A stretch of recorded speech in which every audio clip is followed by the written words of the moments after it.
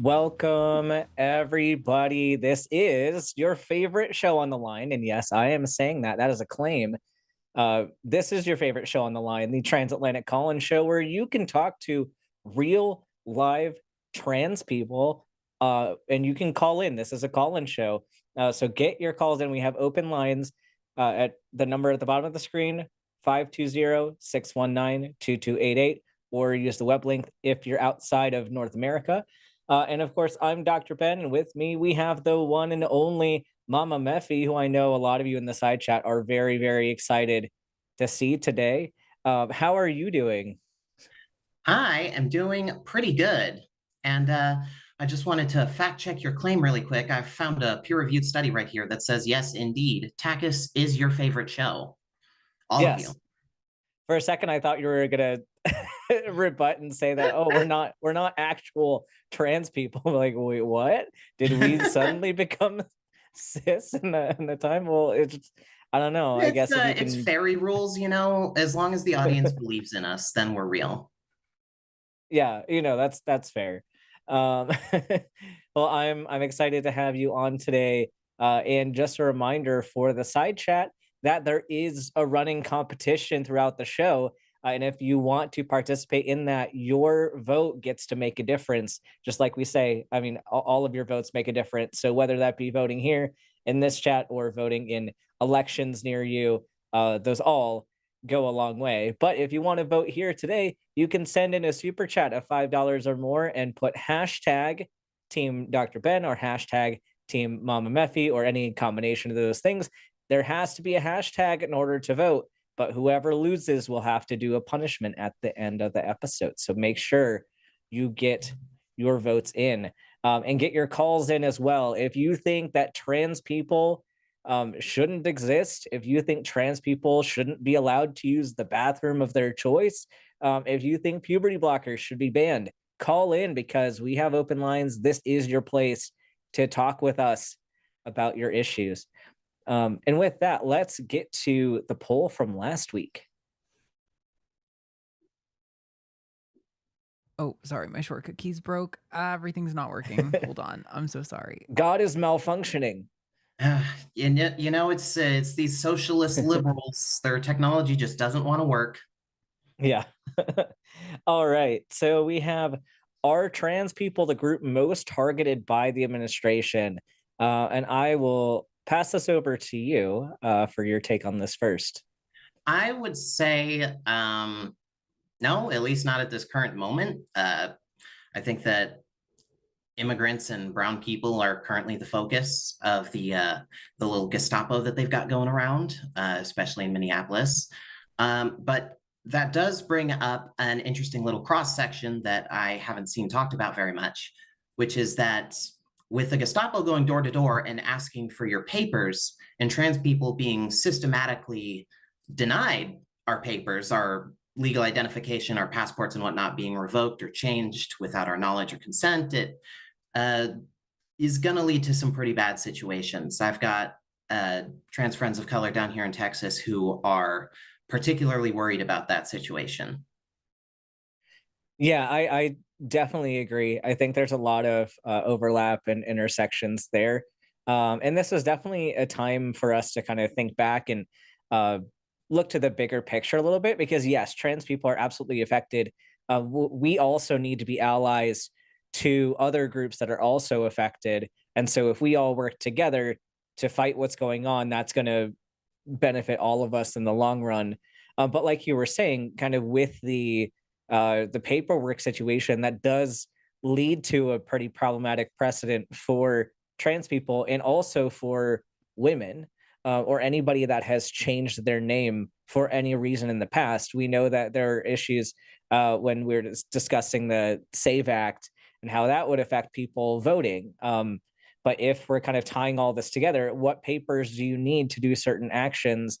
And do your papers line up with your identity as you present? And I could see this going a lot of different ways. So scary times that we live in.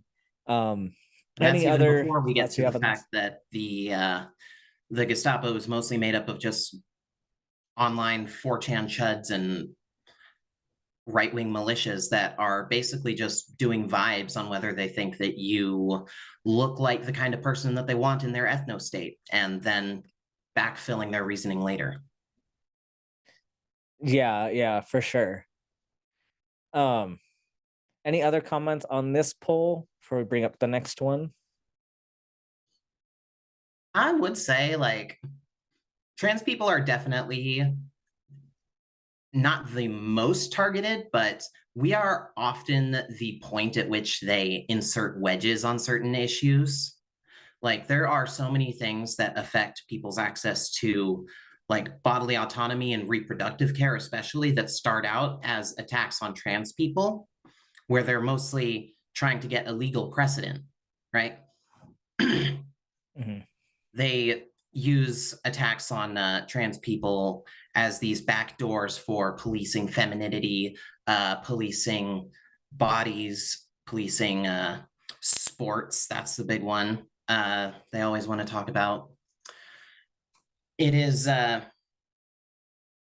like, most of the time, if you see the government is coming after trans people, it's literally just, we are the entranceway, and they just want to run over us to get to everyone else. Yeah, yeah, I can definitely see that for sure. And with that, we'll go on to the next scary situation that we're dealing with. Yay! We'll bring up the poll for this week, which we'll discuss probably later on in the show, depending on time. But this week we're talking about, should the government allow bounty suits to enforce trans bathroom bans in private businesses? So I'll let you all take your time to vote on that one. And in the meantime, we still got some open lines. If people want to call in, get your calls now. I know normally we have a lot of calls like trying to fight to get in at the beginning, but I guess people are scared to call now. So if you're out there and especially if you're in side chat, arguing with people, come talk to us. If you 'Cause vote yes on this poll, I want to talk to you. Like, this yeah, has literally been a point of activism for me. My group, the 6W Project, we organized a protest slash action here in Texas regarding our bathroom ban law. And I am intricately familiar with the details of a lot of these laws and their enforcement mechanisms. And let me tell you, I don't think that any of y'all who want to keep trans people out of the bathroom have a clue how you're going to do that. So call in and prove me wrong. yep, call in if you vote yes. Yeah, I think all the transphobes are sleeping today. So if that's you, get your call in. But in the meantime, I see one Mama yes vote. Mephi, You call yeah. in. Oh, yes, get your calls in. But while we're waiting for them to wake up, Mama Mephi, do you want to share a little bit with the audience kind of about your activism and things that have been going on with you lately? Yeah, so we have been, let me see here. So my group is mostly focused on queer rights, and at this point, a lot of the focus is rightfully on immigration and in Minneapolis. But in terms of actions that we have done for queer rights, something that I think is not getting very much attention is stuff like this rainbow crosswalks deal here in Texas. And it tends not to get much attention because, well, it's just paint, right? It's just some paint on the road. What's the big deal? And the problem with that is that it is our governor, Greg Abbott, using the same mechanism that Donald Trump is trying to use, where they threaten to withhold funding from cities and states that disagree with him or push things that he dislikes, and basically extort those outcomes away from the municipalities and cities that lawfully have rights over those things. And then we are seeing the blue dots, the blue cities in the red states, are continually folding to the state government under the pressure, like we're seeing from Democrats at a national level. And it's a smaller microcosm of the larger issue, but it's still important because, like, 25 calls to your city councilor is pretty likely to move them on stuff. And that's something that like anybody could just go find your friends, find people in your area, just go out and talk to folks. You could get 25 calls to your city councilor on probably anything and influence that outcome, right? Yes, flood the lines, flood Exactly. their lines. And that's something that we are trying to encourage people in Austin to do right now so that they don't capitulate on their rainbow crosswalk, because nobody's heard this case in court yet on the merits. And a judge could strike down the policy across the board and prevent Abbott from doing this extortion, which is literally illegal. It's illegal in the law. Mm-hmm. Like I don't have it prepared right now, but there's literally specific laws that forbid this kind of behavior. And we need the opposition party to actually start taking its job seriously. Yeah, like that's something that's been really frustrating with everything is the people who are literally our best option right now are just letting stuff happen or voting with the regime on things. Like, come on, people. Like you have Yeah. one job. And My we number yeah. one. Oh, sorry, go ahead. Mhm. Oh no, I was just gonna say we need to put the pressure on them. Like this is unacceptable. Like we need to flood their lines, send mails, send emails, send phone calls, whatever you got. Just I saw a post, I think today, there's somebody who's like 86 who doesn't get outside of her house a lot and spends all day calling calling the politicians. And there's a point where the operator just gave her every everybody's individual number because she just does not stop calling them. Like, be like that 86-year-old lady. I mean, don't quit your job to call, but like call whenever you can. Hell yeah. My number one piece of advice to people who want to make a difference right now would just be, you need to get in the physical spaces, right? Because we have all these videos of, impassioned speeches and protests. And there's a significant number of people who are in the comments kind of doomerizing, like, well, this isn't going to do anything. This is all performative. The problem is you're not going to see that on social media, but these spaces can be gateways into the kind of activism that you want to see. Like, I don't want to step on the toes of the channel here necessarily, but like, if y'all are trying to start a revolution or whatever, it's not going to be started on social media. You're not going to see it on social media. But believe me, the conversations are happening. People are having the conversations. Yeah, definitely. It's just a networking game, because it's literally just intrinsically part of it, is that it's networking, and networking sucks. It automatically locks out a lot of people, people with anxiety, people with disabilities, people who, for whatever reason, just can't make it out at a particular time for a meeting. But that just makes it more incumbent on those of us who can do those things to go there and start talking to people. Absolutely. And with that, we do have a call in the queue ready for us.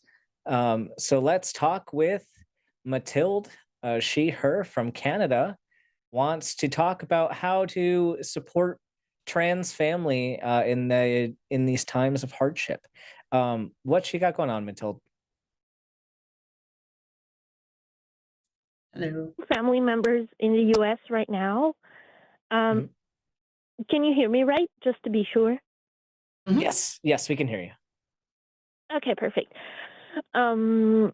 So yeah, I have a trans cousin that lives in the US and my uncle that is gay, and I'm really worried because, well, first of all, I think they have dual citizenship, and I know that the US right now doesn't like very much when people are not 100% with them or something like that. And also the fact that they have marginalized identities makes me really worried.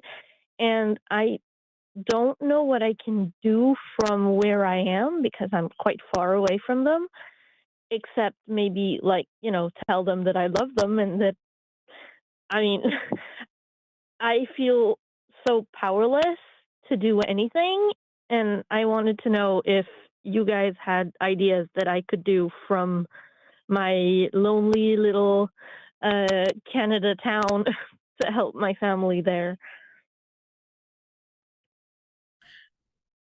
Well, I'm assuming that you've probably already thought of maybe helping them get out of the US. If they have dual citizenship, that becomes a heck of a lot easier for them. But if for whatever reason that's not viable at the moment, then what you can do is definitely going to be a bit more limited in terms of specific help. Money goes a long way.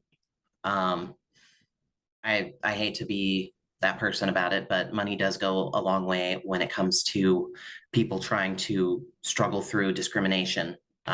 Access to money is the thing that a lot of policy designed to attack marginalized people is about. It's about keeping us from accessing money and accessing society as a whole, because you need money to do that.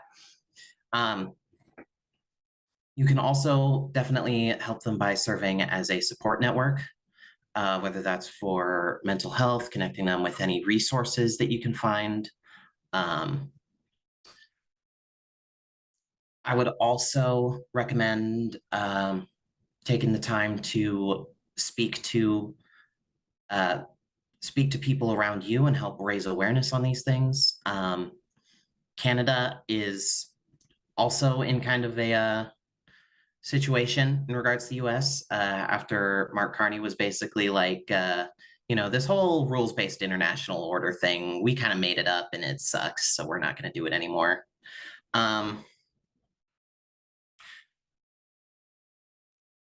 If you have, if there are organizations near you that are working on actions to help support people in the US, I would recommend supporting those.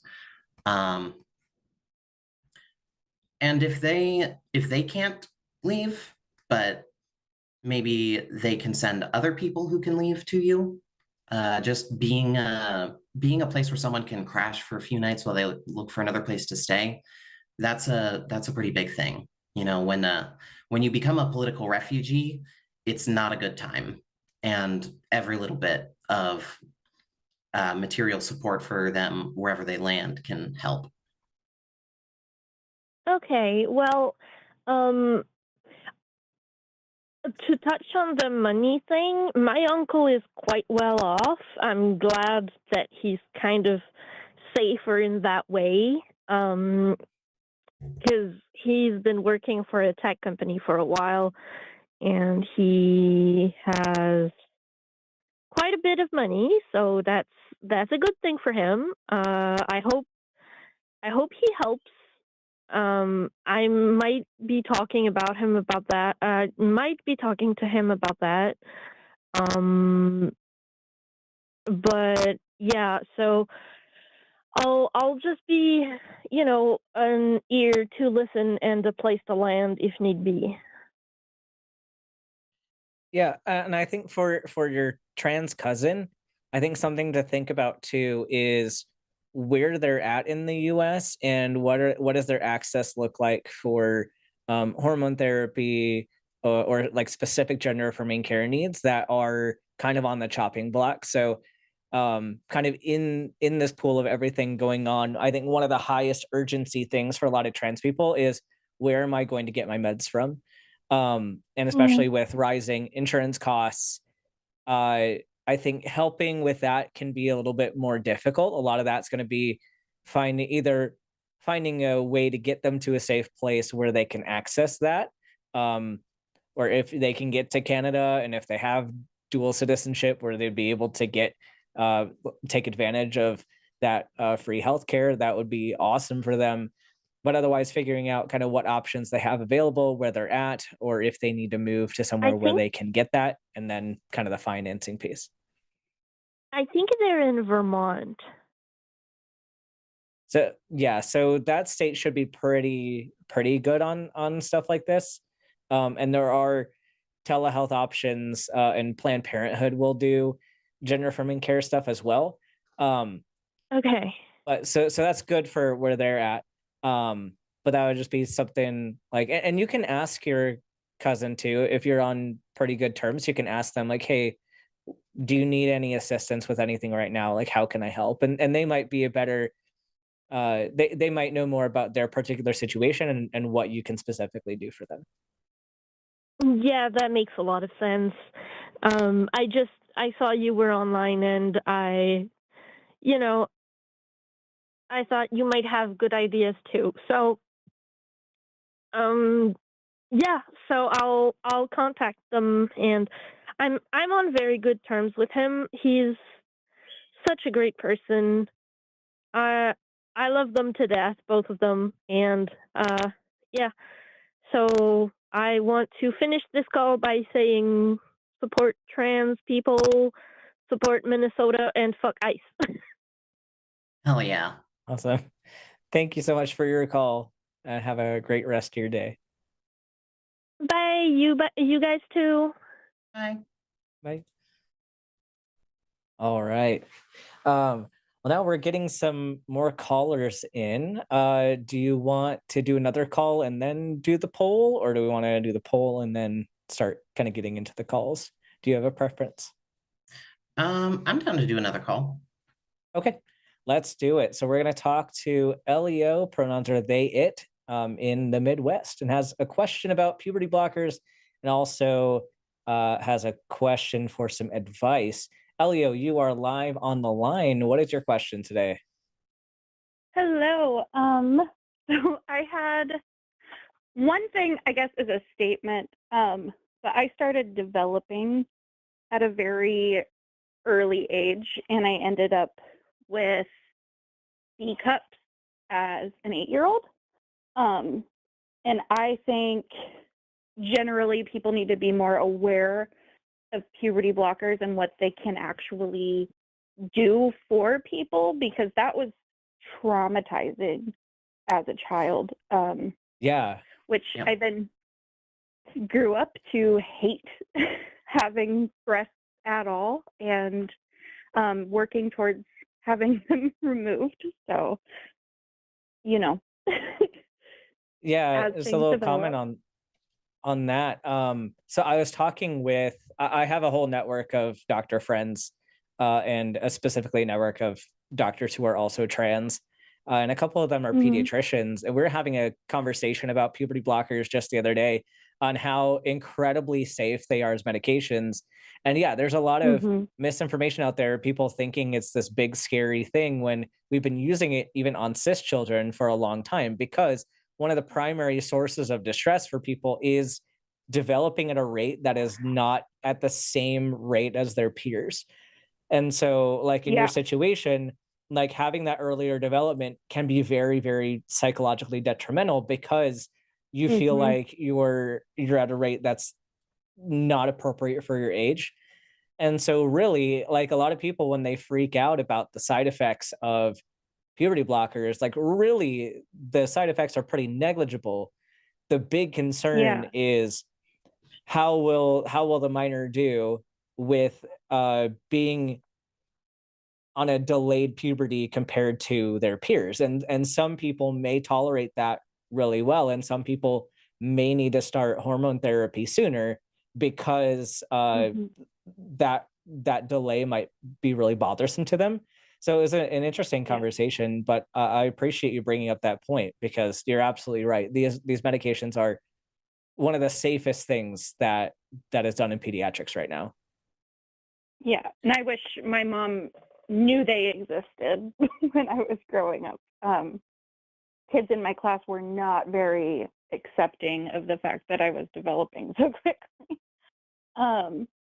But Yeah, I mean, also, I have a follow-up question because my child, who is my child, is 6 now and has kind of gone back and forth with a, like, I'm a boy, and then going back into, well, no, I'm a girl. And I know it's like right around 7 where they start figuring it out, but I don't know if they're going to develop at the same rate I did growing up, or if there's a good time to reach out to somebody and say, like, hey, I'm not sure if they're old enough to get evaluated or what route to go as far as speaking to a doctor or a therapist or a psychiatrist or anything about it, if there are recommendations from a parent's point of view.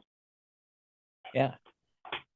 MamaMephi, I know you wanted to jump in. Oh, Sorry.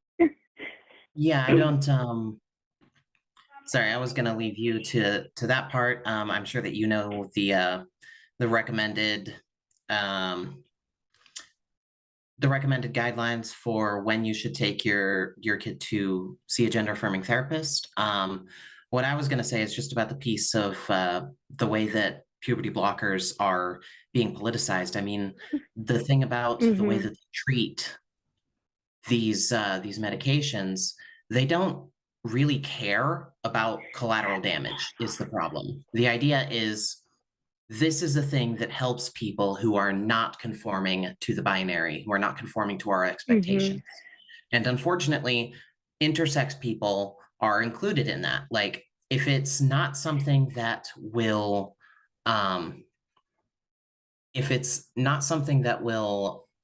like correct you, even though it is kind of here, sorry. A medication like that, they would rather intersex people or anybody going through precocious puberty suffer than let a trans kid just be, right? They see that as like the cost of doing business because, well, these are abnormal people and we don't need to worry about the abnormal people, essentially, right? If you're going to start talking about anything besides black and white, easy peasy, man, woman binary, they just turn their brains off a lot of the time. And that's how they're legislating.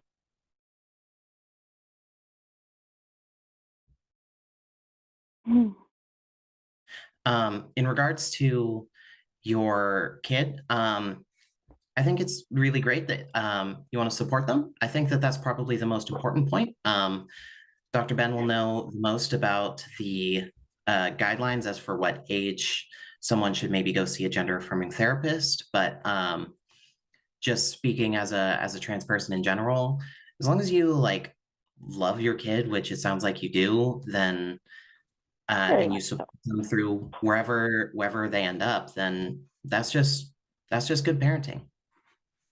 And I'm really glad that you're helping your kid out that way.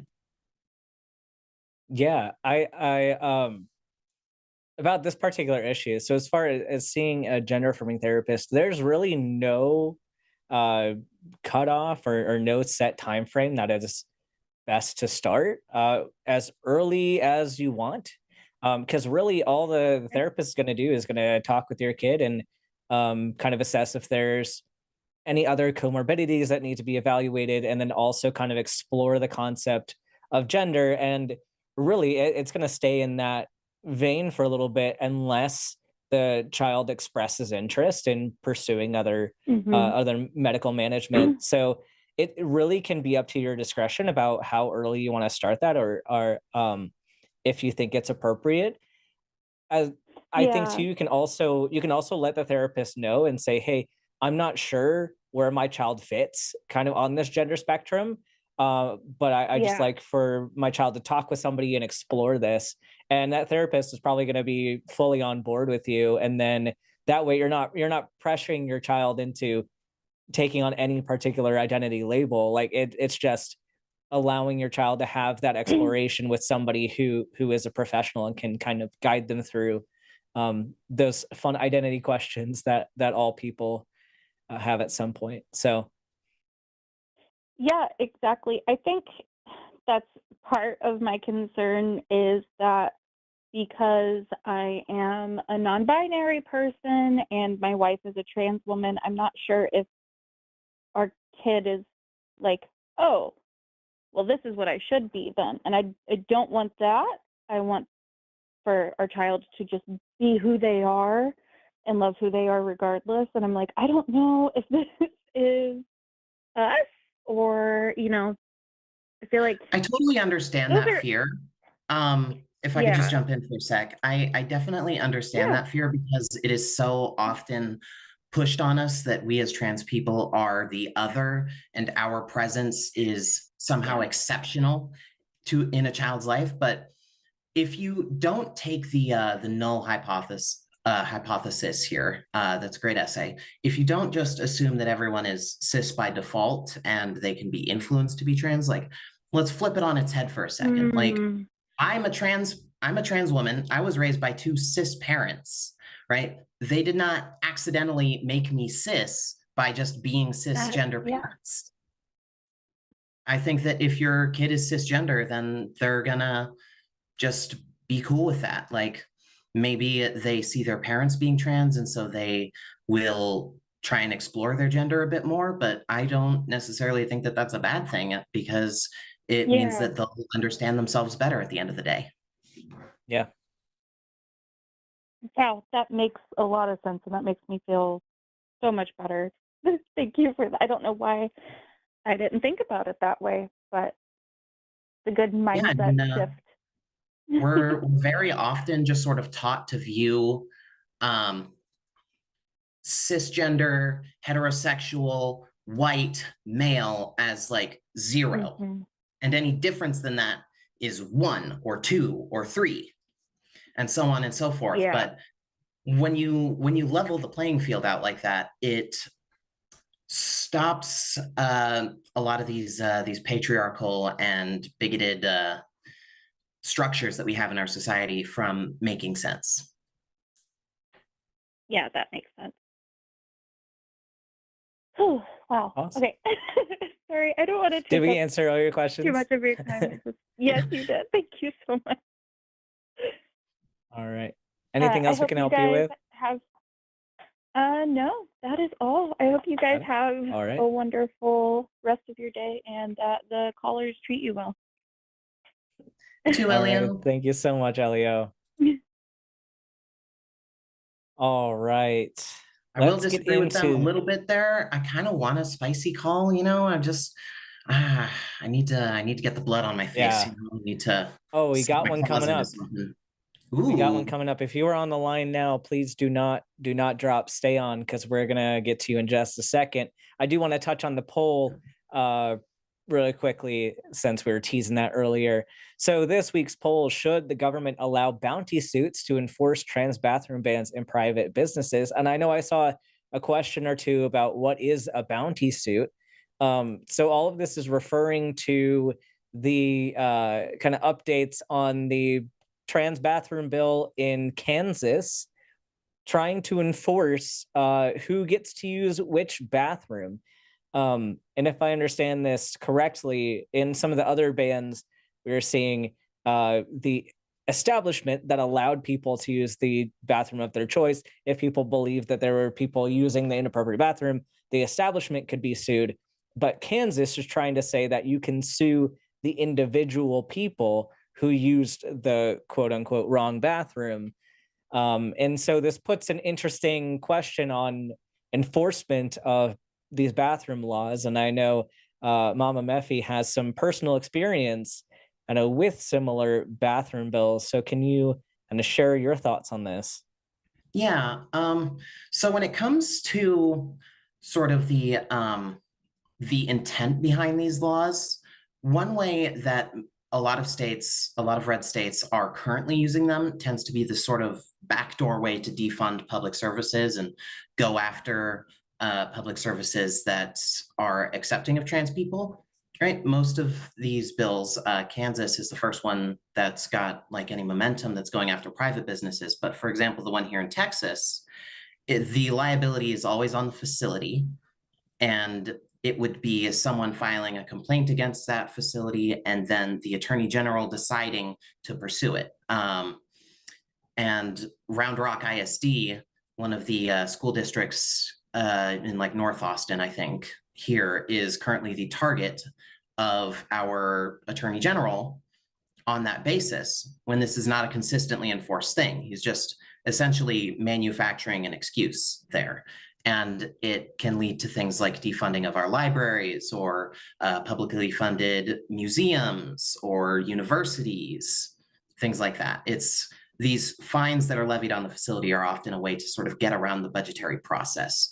This whole thing is, or to get around the budgetary process and just like make it dangerous for trans people to be out and about. Because the thing is, most people don't understand how these bills and laws actually work necessarily. And so when a transphobe hears bathroom ban passed, they'll just start going out and harassing trans people. And that's the kind of environment they want to engender. But when word is starting to get around that these laws are ultimately toothless, then they have to up the ante. And so now we're seeing this sort of thing like in Kansas, where they are trying to put it against private businesses as well. And the individual liability is also new. We have not seen fines be levied against individual trans people for this because it is just logistically impossible to enforce. These are laws that only make sense if you've never interacted with people on a regular basis, right? There's no guards on bathroom doors. There's no budget for guards on bathroom doors. ID checks don't really make sense to do because you don't have anyone doing that. It's just going to be a person essentially going to court and saying, hey, I saw this person that I think is trans using bathroom. And in order to actually do that, they're going to have to like harass that person for ID or something. They'll need to establish in court what a reasonable grounds is for bringing this kind of suit against someone. Like, what is it that you need to see in your day-to-day in order to do that? Because it's federally illegal to take pictures in the bathroom of people. And it's also not legal to like demand someone show you their genitals or like take a chromosome test. That's not a thing, you know? So under what, so a lot of these are definitely going to end up being dismissed if this law passes, but it's also going to just force people, trans or just gender nonconforming in some way, accidentally or intentionally, to go to court to tell a judge, hey, this is bogus, throw this out. And it's going to also help them increase this environment of just demonizing any sort of gender nonconformity, especially trans people. And it's another way to impoverish trans people. And goodness, I had a third thing. What was it?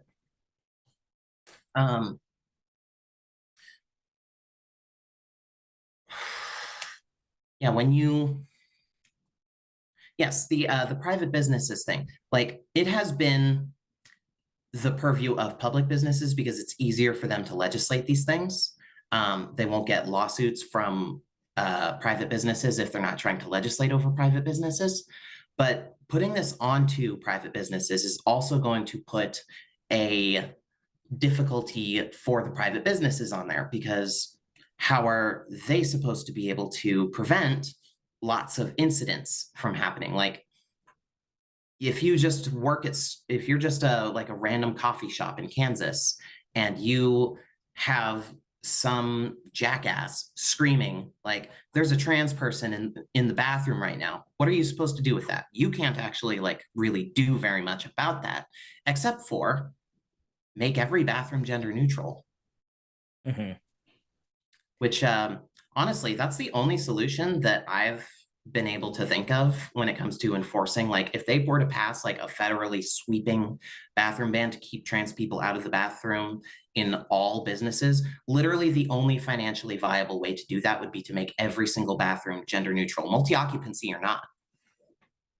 Yeah, definitely. And something from my perspective that just always gets funny with these things, like it definitely is disproportionately trying to target trans women.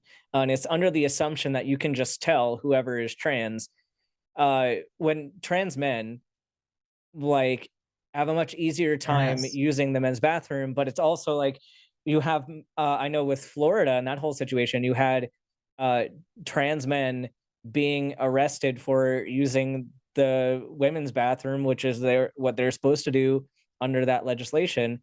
So it's like you can't win, but it's also if you're just relying on vibes to tell you what's in someone's pants, then Yeah. it's like When we went, you're if I could jump yeah. in, when we went to the Texas Capitol to call the bluff on this law, and that was a smashing success. We gave the ACLU all of the evidence that they need to fight this out in court and get this law struck down. But when we went to do that, and I posted the video about it, the number one question is y'all should try sending a bunch of trans men into the men's bathroom. And the thing is, we did. We had people going into both bathrooms. We had people cisgender and transgender going into each bathroom, testing out the way that they were going to enforce this.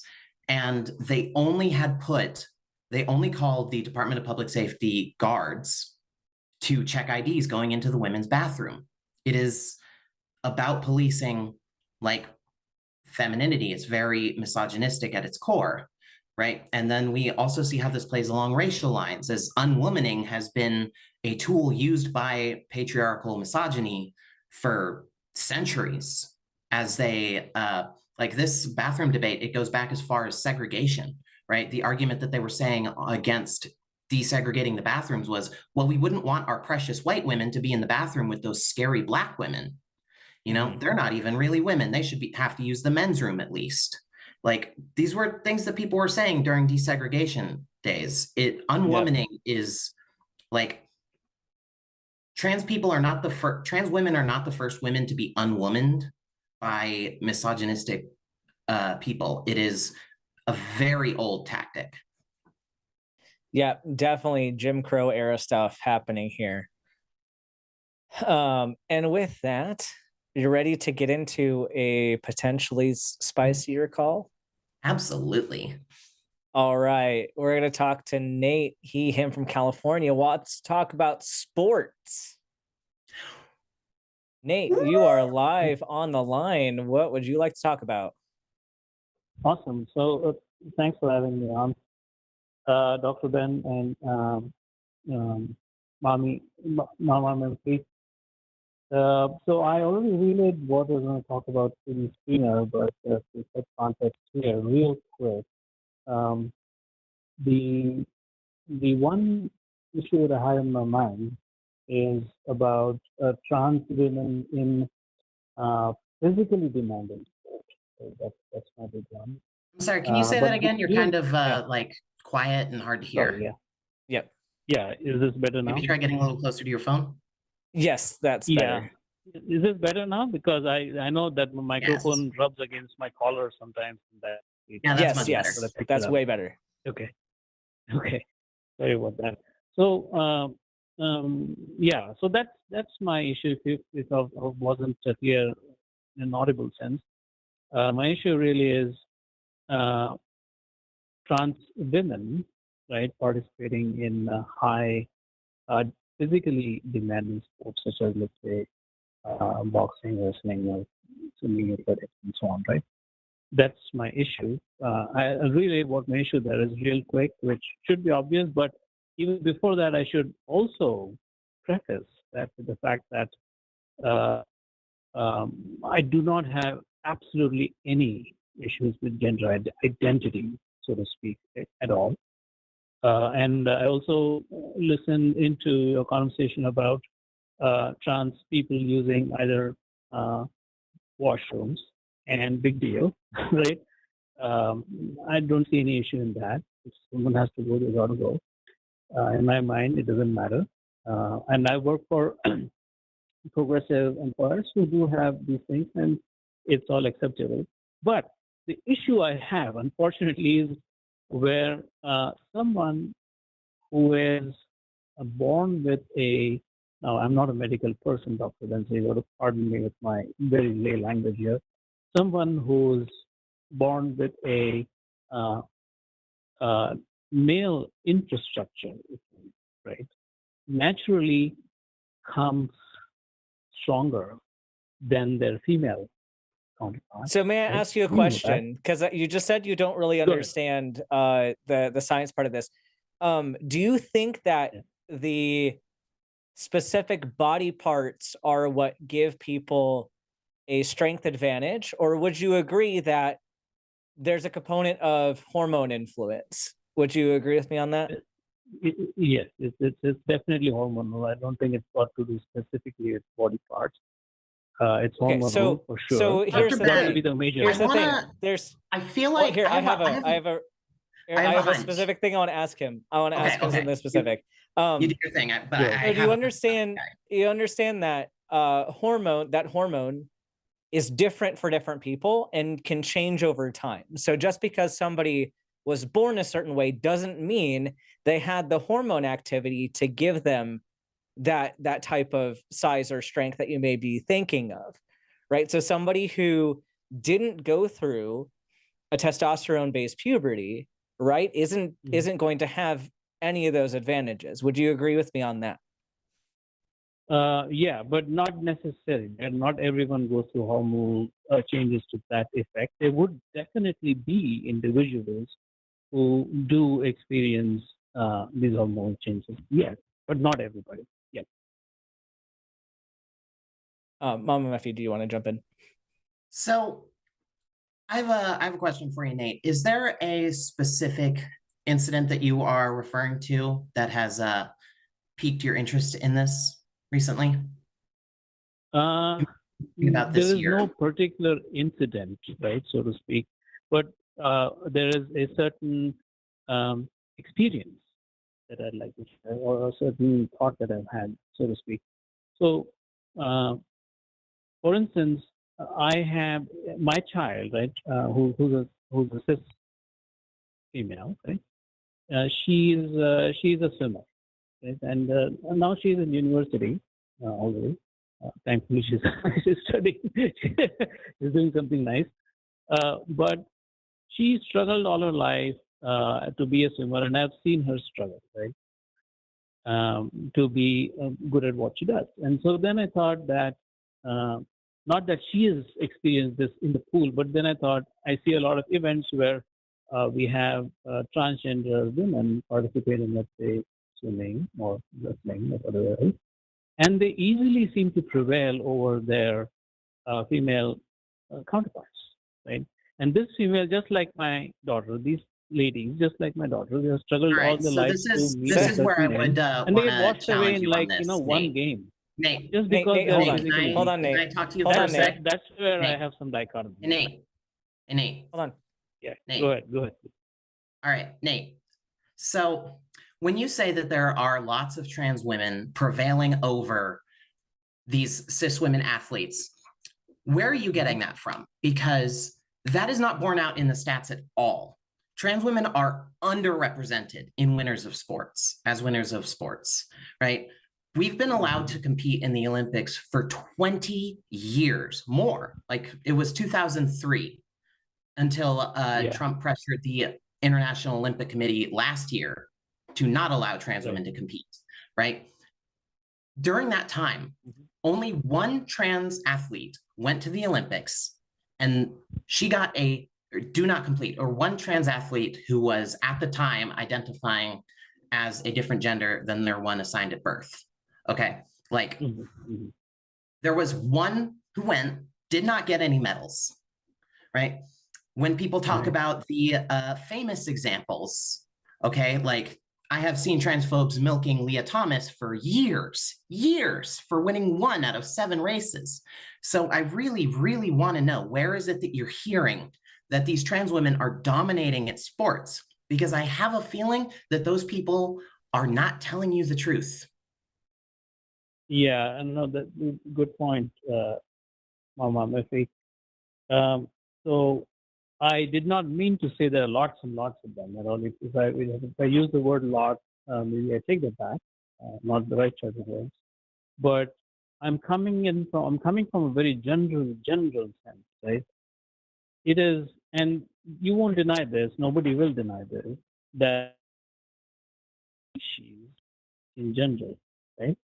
Males are larger and stronger than females, right? That's where I'm coming from. I reject the fact that, Nate, I'm going to reject that because of the fact that you're using a population statistic to regulate individuals. So individuals are going to fall on different places all along that spectrum. And yeah, sure, you have an average. Average males are going to be larger and have certain strength characteristics more so than average females. But here's the thing: individuals aren't average, and athletes aren't average. You're taking people already outside of that average. And something else is trans people are definitely not average, right? So if you take the average trans woman and compare her to the average cis man, you're going to have vastly different like strengths as far as their muscle mass, size, all those criteria you want to use. When we look at the data, the average trans woman is more in line with the average cis woman than with the average cis man. So it's problematic. Yeah, so it's problematic to suggest it's problematic to say, hold on, but I'm just saying it's problematic to say that trans women are going to inherently have the same characteristics as cis men, because they're not in the same category. And especially the sports that are already regulated to include trans people have taken into account the fact that your muscle mass is going to decrease with hormone therapy. They already have standards of how long you need to be on hormone therapy before you can compete at certain levels. So that stuff is already being normalized. So without kind of that big difference there, what is the issue then with allowing people who already meet those criteria to be able to compete in those divisions? Okay, no, I should say that this hormone input that is being mandatory to be met, right? Certain threshold to be met to be able to compete. Can you speak up, Nate? Can you like get closer to your phone or take it off speaker? And I think there is some sorry, go ahead. Something Sorry, it's hard to hear you. It sounds like you're like underwater a bit. Can you talk closer to your phone? Hold on. Let me just 1 second. Is it better? Yeah. Yes. Yep. Okay. Yeah, no, my headphones are always an issue. Okay. So that's kind of, I think that's newish information to me, and it's probably just my ignorance, obviously. And that is that what you just said, Dr. Ben, is that hormone therapy is it is mandatory for people that are competing in sports, for instance, right? If I so it depends on the sport. It depends on the sport, and each sport has their own guidelines on what is allowed. But if you think about this, people are going to vary no matter what. Individuals are going to be different. And there are cis women, so people who were assigned female at birth, who have higher levels of testosterone than other cis women or even trans women. Of course. And so there's an issue where you're advocating for some biological fairness in a competition that is inherently built on unfairness, right? Like, where does the line, where do we draw the line then for how much biological advantage are we going to allow? Are we going to start having short people only basketball leagues because it's too unfair to only let these tall people play? Like, where it seems to be unfair that there's this one category of people has to have all these restrictions on their biological advantages, but cis men are allowed to use as many steroids as they want in certain competitions. Like, they're allowed to be the biggest, the tallest. And if you're a small guy going into a cis man's wrestling division and you're smaller than them, then sucks to suck. Like, no one's going to come to your rescue on that. So why is that allowed? But when we have evidence that shows that trans women really aren't disrupting the entire sports industry, then why is that an issue? Yeah, no, this is good input, friends. Let me actually verify that. I'm gonna go do a little bit of reading at some point, and my suspicion is that probably is going to be right. If you want a good primer, the other sorry, go ahead. If you want a good primer on this, there is a YouTube video by Jangle Science Lad that helped me understand this topic pretty well, about trans people in sports. And something that he points out that most people are not aware of, as far as I can tell, is that the studies that transphobes and people who want to keep trans people out of sports will cite about the supposed biological advantages almost never adjust for height. Almost never, right? They're saying that like your average trans woman being like 5'9" needs to have the same amount of muscle mass as your average cis woman at like 5'5", if I'm remembering the average heights correctly. But the thing is, once you adjust for height, it is virtually identical in pretty much every performance category. The difference in average height between the average trans woman and the average cis woman is less than the average distance in height, or difference in height between the average Swedish woman and the average Chinese woman. And we aren't talking about banning Swedish women from sports. Right. No, that's very interesting statistic, and I like some of this information. I'm going to really go and verify it, because it's always good to know new things that are as close to being true as possible. That's great. That's one thing. The other issue I do have, which I can probably talk about here if you have some airtime available for me, is what about people that could cheat?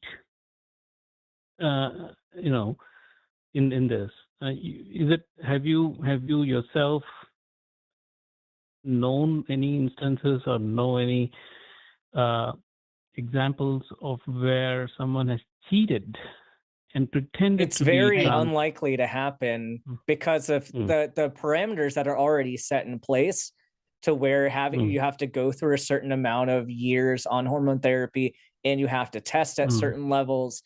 That's going to cause some physiologic changes that may be undesirable, that are not entirely reversible with whichever way you go. Testosterone, of course, is not reversible for trans men for the most part. And then a lot of changes that you get with estrogen are not fully reversible.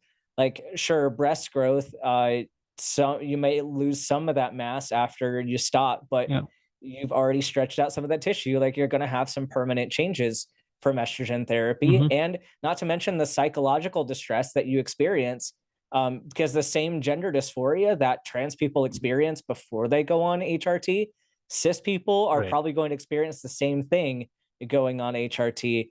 So yeah, there's an interesting, it's very unlikely that they would do that.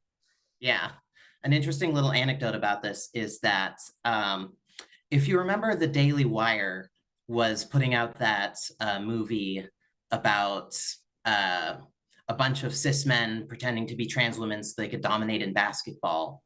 Ben Shapiro just sort of accidentally gave away the whole game when doing an interview about that, where he said that they originally wanted to do it as a documentary, but they couldn't find anybody who was actually willing to undergo the years of hormone therapy in order to pretend to be trans to play basketball. Like, this just isn't a thing that's going to happen.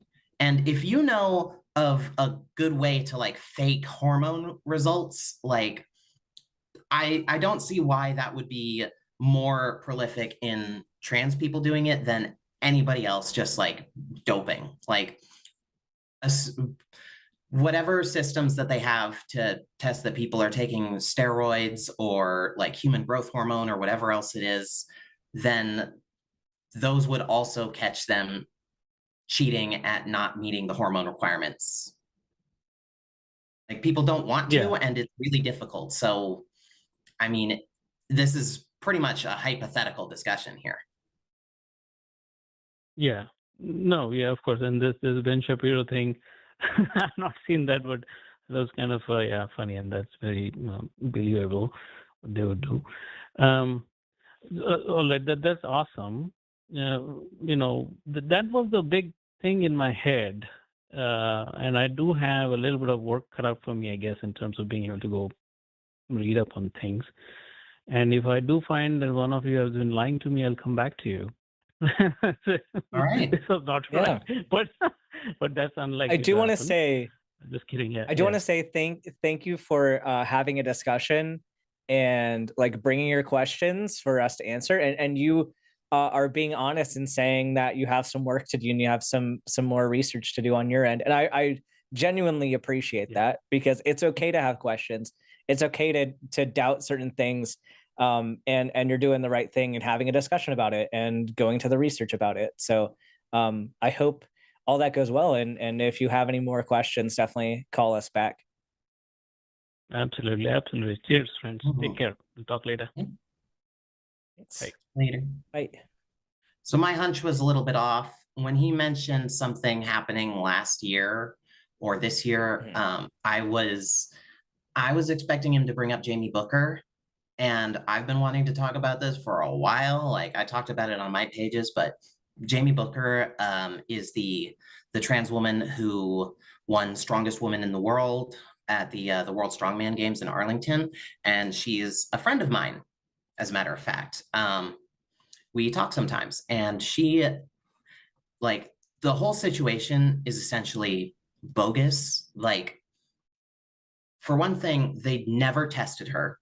They never tested that she was trans. World Strongman Games borrows their rules from, I believe it's Strongman Corporation competitions, and they're trans inclusive. They let Jamie compete with them before. And she won that competition by a single point, right? And this policy of being of not allowing trans women, like, it did not exist prior to her winning. It just didn't. Like, I have combed every archive of their website that I could find. I went looking for their rule book. They don't have their own. They didn't actually ban trans women until they made an Instagram post being transphobic. Like, this whole thing is like ginned up controversy so much because these people are desperate for anything in this field, because at some point, I guess people get bored of Leah Thomas, right? Yeah, it's something people definitely focus on one person and think that all sports are being ruined because this one person did a thing. Like, calm down. Like, you're not that up in arms about anything else related to women's sports. Like, come on. Like, when's the last time you actually watched women's sports? Right. Like, And that was like half the jokes in that Daily Wire movie, where they were basically just going like, oh, nobody cares about women's sports. So it's like, why are you doing any of this? right. It's a lot. Yeah. um well, we have some more wholesome callers waiting for us. I'm seeing in the chat, we've got some like angry or some haters and some transphobes. Like, just call in. Yeah, call in. Don't start stuff in the side chat, because that's just not going to be productive. Like, you have two trans people that you can yell at right now. Like, tell us why we shouldn't be here talking about this. We would love to have a discussion with you. You have an opportunity to own us on the trans call-in show. Like, Yeah. I would take that opportunity if I was you. Right. Sounds like people are scared. They're too scared that they can't beat us in a debate. And in the meantime, let's talk to, and I apologize for my pronunciation. Is it Jere from Finland? Wants to talk about social media content while being a healthcare worker. Did I pronounce your name kind of close? You pronounce it close enough, I'd say. Close enough. How do you pronounce it? Jere, but the hard Jere. R's are very hard Jere. for Okay. English Jere. speakers. Okay. All right, thank you. This is a new language for me, so I appreciate it. But what do you want to talk about today? I've been wanting to start creating some social media content and also creating something considering trans people and stuff, since it's a special interest of mine, let's just put it that way. And I'm also looking to work in healthcare, and since you are a practicing doctor, I was thinking that you might have some or might be able to share some insight of how to approach the subject, especially since I know that healthcare is pretty hierarchical position, and Mhm. criticizing practices, for example, which is something I think I would have to do if I was to present the subject in a way that I feel correct. Uh, so yeah, I Yeah. was just wanting to, well, kind of use your knowledge to kind of work on something of my own. I do things in Finnish since I think the English spaces are quite well represented already. Yeah, no problem. May I ask what kind of audience are you thinking about for this content? Because I think I would have a different approach if you're trying to reach an audience of lay people versus if you're trying to reach an audience of other healthcare professionals. So, what direction do you think Mo you'd be going in? Most likely lay people. I like to reach the public similarly to what you generally do, as well as some other like podcasters and content creators that approach the subject. Yeah, I think there's definitely a lot there. I think taking and your approach can depend on your style and all that, because you could, I think my preference being in healthcare, I like to take a very educational approach because there's a lot of kind of nuance that I've learned over my training that a lot of people don't have access to and maybe behind a paywall. So I think there's a lot of value to kind of giving some short form lessons or talking about a specific issue in the media and then debunking the misinformation or talking about what is actually true about it. You could take a more debate type content, although that can be a little difficult to navigate if you're not as comfortable in the debate space. But even just kind of addressing, public health concerns related to things like, and I think as far as that goes, it especially now, I think short form content is a lot more palatable for a lay audience because if you get too academic for too long, people tune out.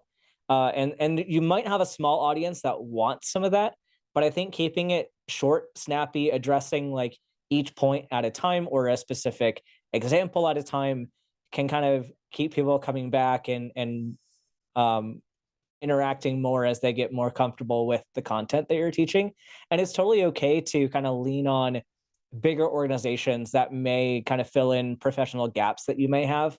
For example, kind of with the trans topic, talking about puberty blockers, like I know a good bit of that on my own.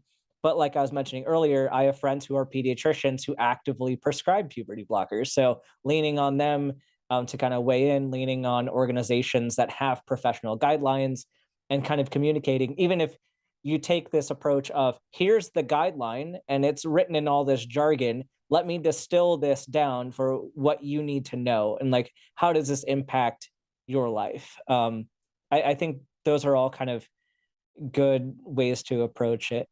Mhm. MamaMephi, do you have any social media advice? Yeah, my social media advice, just for anybody trying to make any sort of explainer videos, is to remember the first thing that you learn in middle school English class, which is a thesis statement, right? Mhm. The hook, the thing to draw people in, especially if you're doing short form content. Like I've built my platform on TikTok, and this is a lesson that a lot of people have yet to learn, but a lot of people have also learned, which is that you need to start with your point. You get the whole thing out in as few sentences as possible, right? And then you expound upon it. You expand on what that means. If you be a little clickbaity, like I know that it can feel like weird to do, but if you are drawing people in and they're getting educated because of that, then like I don't really see that as a bad thing. People tend to scroll away from a lot of you know long stuff that leads into a point at the end rather than making the point and explaining why the point is right. Like a lot of it is very much that format that you learn back in middle school English, which is your thesis statement, then you explain, then you recap and conclude. Yeah. Yeah. the way I've been thinking that I would approach the short form content is creating essentially summaries that could act as an ad for a longer video that would be published in a different platform. Uh, since I personally think that many of the subjects would require, or I prefer having more academic approach in citation and actually, well, I hate the ADHD media, so to say, in a way that Yeah. kind of just makes people rely on their gut instincts instead of approaching the sources and actually having to learn themselves that what is actually being said. And about leading professionals, we have not the greatest situation when it comes to trans healthcare in Finland, having to navigate this myself as well. So it's essentially something that I'd gladly talk with people with contrary opinions, but I'm a little bit afraid of how it might affect my own employment possibilities in healthcare as well. If I ever happen to get a big enough audience to actually get any visibility. Well, I will say, as far as your professional career goes, if you're going to talk about things like trans healthcare, then and you're going by the established evidence-based standards of care that are put forward by places like WPATH or the WHO, most of the major medical organizations here in America, but I'm not sure about Finland. But if you're following the science, then then that means that the people who are going to be stopping you from going forward on that basis is just going to be people who are interested in reinforcing bad structures within healthcare anyway, and that's a frontier that I'm sure, Dr. Ben, you're familiar with, always has to be pushed, right? Like so many, women's healthcare issues were just ignored for decades and decades, right? But somebody had to be the one to speak up and say, hey, maybe we should do a study on, how endometriosis works.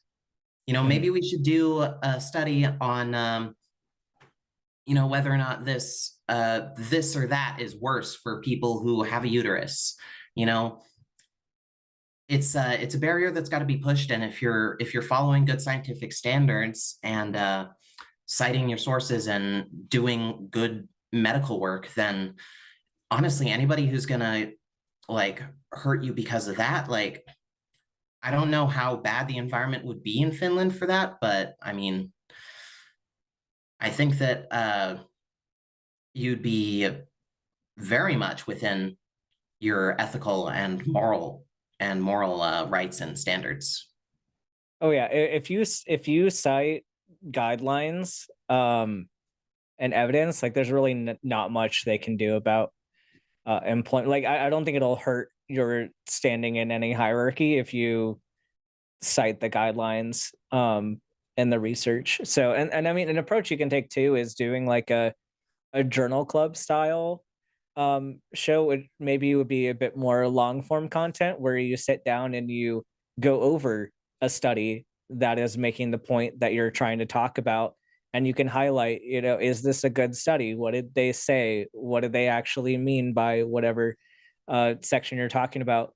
So, and then something else you can do too is you can take long form content and you can clip it down into short form content and then put that out for more of the short form listeners. But then you're also not constrained in having to actually plan out how your short form is going to go. Granted, like some of the people that get really high viewership in that short form content, like they prioritize that short form and they do that really well. But if that's something that you feel more comfortable doing more long form content, that doesn't mean you can't also clip that out and send it over to some of those short form platforms.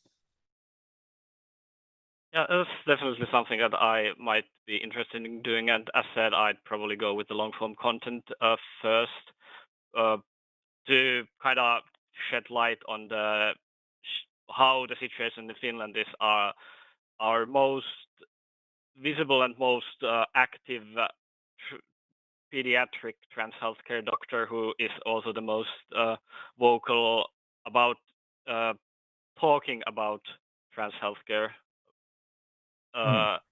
is a person who very regularly cites the 80% desistance myth, for example. So, yeah. Yeah, it sounds like you've got a few good directions to go in, and you can always start something and change your mind, because like the internet is changing constantly. Your skills will change and your interest will change kind of as you get into something. So I mean, I'm a full advocate for getting out there and starting to make content, especially in like your local language and for your community. Because yeah, even though American English has kind of become the lingua franca of the internet, um, not everything needs to be in English, and there are plenty of people that would benefit from hearing it from someone near them. So I think just go for it, and then you can tweak things as you see different results, or if you want to try something different, and just play around with it. Thank you, and have a wonderful evening. Yeah, you as well. Yep. Thanks for All calling. right. All right, y'all. The transphobes are still asleep, and your producer's waking up. So I'm gonna try to goad some transphobes into calling because, while I appreciate all of you on the line, it's a little boring, and we need some spicy calls to call in. So I'm gonna give you some prompts to call in. All right. Prompt number 1: age-appropriate gender-affirming care for minors is evidence-based and should be fully accessible everywhere. Prompt 2: Ooh, and free. It should be free. based. All healthcare should be free. Prompt Yeah, 2: let's talk about it. even sex is not a clean binary. Prompt 3: you literally cannot effectively enforce a trans bathroom ban no matter how you construct it. Prompt 4: trans women are women and trans men are men. Prompt 5: a unilateral ban on access to sports for trans women or any trans people is unethical. If you disagree with any of those statements, call in. Don't sit and chat like President Farusha, and every time somebody says something transphobic, be like, interesting point. I appreciate how respectful the conversation is going. I don't need any of this fake trolly bullshit. Call in, stop being a little coward, and yeah, test your beliefs. And I If hate you when think your people do beliefs are that. true, they should stand up to a modicum of scrutiny. Way too many people confuse like politeness and civility with morality. Like if I just talk in Yeah. a soft enough tone, then maybe we can come together and you won't mind that I want to like systematically genocide whole groups of people. Oh my gosh. Why are you bullying me for just having opinions? It's Yeah. so tiring. I'll add another prompt on there. Transphobes are literally scared of trans people. Like, this is something that I keep hearing from transphobes and homophobes forever, is they'll be like, phobic? I'm not scared of these queers. And it's like, yes, you are. You think that there is some kind of negative outcome that will come from us existing, and it's completely irrational. It's a fear, definitionally, an irrational fear. Y'all are scared of us. So, And obsessed. Yeah. Yeah, why are you all so obsessed with us? Like, right? I want to know. Like, we can talk about like the impracticalities of enforcing anti-trans laws all the live long day, but also, why do you care? Like, so many of these folks are literally just mad because Fox News told them to be mad recently. That's why they all think that Obama invented trans people in 2015 or Joe Biden invented trans people in 2020, because they forget who was president in 2020. Like, I really, really want to know, if we dig down into that psyche, where are you getting this hatred for trans people? Where are you getting this fear of our existence? Why are you spending so much time on the internet talking about us? Like, get our names out your mouth if you're not gonna be nice. Like, or you can come on here and totally epic own me. Like, yeah, I'm waiting. We're waiting. We're waiting for somebody out there to give us a good argument for You know, any of these. something that I have noticed recently is a pretty sudden downturn in the amount of conservatives calling LGBT people groomers and pedophiles because, and it's been ever since that discharge petition for the Epstein files was signed into law. Yeah. It's interesting to me that they suddenly don't want to broadcast that they're against pedophiles. It's so weird. Not to mention all the ICE agents recently that have been caught actually being predators. So, yikes. Yep. All right. You want to take another call? Let's do it. All right. So, we're going to talk to Charity. Pronouns are she, her, from Virginia. Sounds like she wants to talk about promoting healthy body changes while going through HRT, being a trans woman in her 30s. So, Charity, you are live on the line. What is your specific question? It's just trying to figure out like the steps that would be better. Like I'm in my late 30s to clarify.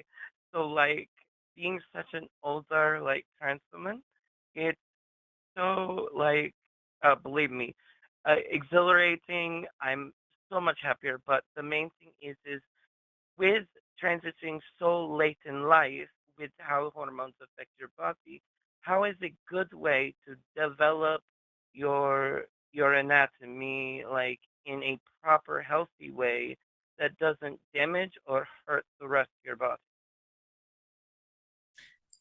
I would say it's gonna be mostly the same way that you keep yourself healthy already. You know, exercise, a good diet, drinking lots of water, make sure you're getting your vitamins, whatever other specific healthcare needs you might need to have for yourself. There's a lot of talk out there about like weight cycling to make fat redistribution go faster, but as someone who early on in transition tried to do that and lost my gallbladder as a result, I would not recommend it. Um, well, that's a big one. But also, I've heard that a lot of trans women later on with transitioning have to go with breast surgery a lot of times because of development.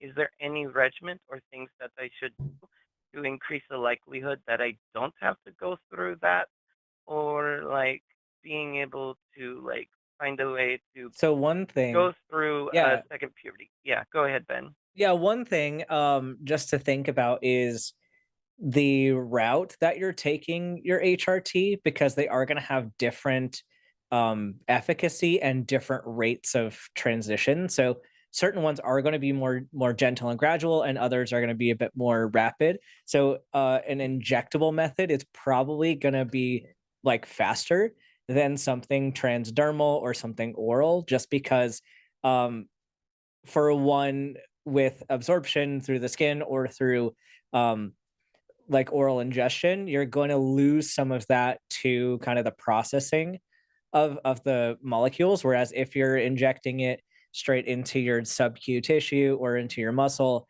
it gets absorbed pretty well, and you're not going to have a lot of those kind of variations based on how your body processes it. So that would probably be a big one to consider.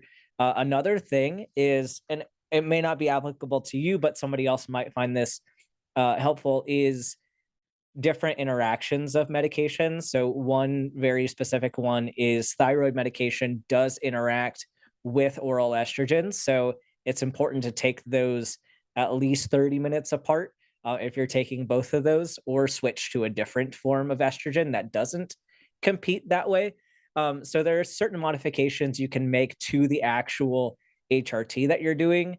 And that you can discuss with your provider if you have concerns about my particular method doesn't seem to be working well enough. And then they can also consider, like, are you on something that's estrogen only? Like, are you also getting progesterone? Are you also getting like finasteride or spironolactone or something, like what's your combination? Because that combination is going to I don't react mind. differently for different people. Don't mind me interrupting, Ben.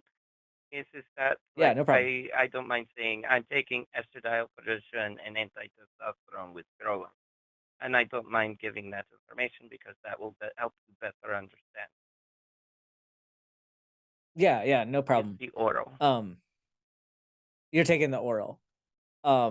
Yeah, and so and it the oral one might work very well for some people, but it also might be slower for you. And so that's something you can discuss with your provider and say, "Hey, I have some concerns that I'm not seeing some of these changes kind of in the time frame that I was expecting. Do you think switching to an injectable may help with this?" And bring that up because it might be that you can kind of play around with it and just see what's going to work better for you. And that's not saying that it'll guarantee anything, because another thing to consider is that if you have cis family members who had um, less rapid breast growth or smaller breast growth, then you might be in for a similar experience as your cis family members. So don't be discouraged if you're not seeing results that somebody outside your family is getting, because they're also starting with different genetics from the get-go. So I would say, like, be I do patient have to with the correct process, but again. also It's not that I'm having no breast growth. I'm worried that they'll grow incorrectly. And like I was lucky with a family that way like yeah, my genetics are good. Let's just say that. It's just I'm worried that they may without proper care and like certain things because I never when I didn't go from a child growing up as a woman, I was basically went through conversion therapy. So like mm, got forced into a lot of the mental minds of being supposed to be a guy, you have to be, and I never was even around any. Like I was fully separated from women. I never was allowed to really talk or be around, and it became like to the point where I don't know what to do. I don't know what to do with this mhm. puberty. I'm just like winging it and hoping I hit the mark. I will say, if you're still in your first year, that's the craziest year generally. I know that it certainly was for me. Um, an important thing to remember is you got to trust the process. I mean, puberty takes a long time, you know? In some ways, it never really ends. Um, you, your mileage will vary depending just on, like Dr. Ben said, your genetics. It is a whole thing. And like another thing is not to be like too self-critical to yourself. Like a lot of us have like grow up with these internalized misogynistic ideas, right, about body standards and whatnot. And it's like, what is an improperly grown breast? Like so many cis women will have like uneven breasts, you know, or they'll be a shape that they don't find particularly pleasing or generally isn't considered that way. Like these are some things are being trans and some things are just being a human. Yeah, it's yeah, and it's been hard because literally my father was literally very bigoted, very racist, and like very super conservative household that I grew up in, and trying to restructure my brain from like what I was taught for expectations of what a woman's supposed to be, what a man is supposed to be, and growing up in the church at like literally 5 years old, it was like literally my mind is just finally slowly breaking out of it, and I am been a lot happier. I find more happiness in life. I have more happiness with conversations with people, and so much to explore. And I feel like a lot of my life was missed. But now, since I'm actually stepping into my own and finding so much love in the trans community and myself, and the people around me, it's a whole game changer. And but yeah, I just maybe thought for like maybe there's something that women will do if growing into their puberty that might like what they do to help to shape themselves to get better results when they're going through their puberty, because that's kind of what I thought was like the thing. But it's just grow natural, be free, and make sure you keep yourself healthy. And like I know wearing like trying to keep things like wear a bra throughout the day, wear like a sports bra at night to kind of keep yourself like together and healthy is a good thing. Like practice basic hygiene and other things like that is fine. And I guess at the end of this, it's just um I'm really just trying to find a goal in life, and where do I move from here? Like being a trans woman and finally being open to so much more and not really ever able to experience more for my like 30 plus years of my life. It's like, where do I step forward now that I'm actually complete? It's an individualized thing for everybody, that we have to sort of grieve that lost time, that lost childhood. Um, I'm not sure exactly how old you are. I think you said late 30s. But I will say, if it's any comfort, as a 39. I'll just say 39. okay. I transitioned at 24, and I will say I see about as often as folks older than me who say that is it too who or folks older than me who ask, is it too late for me to transition? I also see just as many folks who are younger than me or younger than I was asking if it's too late for them to transition. And the answer is always no. It's never too late to start living your life authentically. Like, think about it. In 5 years, in 10 years, in 20 years, you're probably still going to be alive, you know? And where do you want to be then? Right? The best time to plant a tree was 10 years ago. The second best time is today.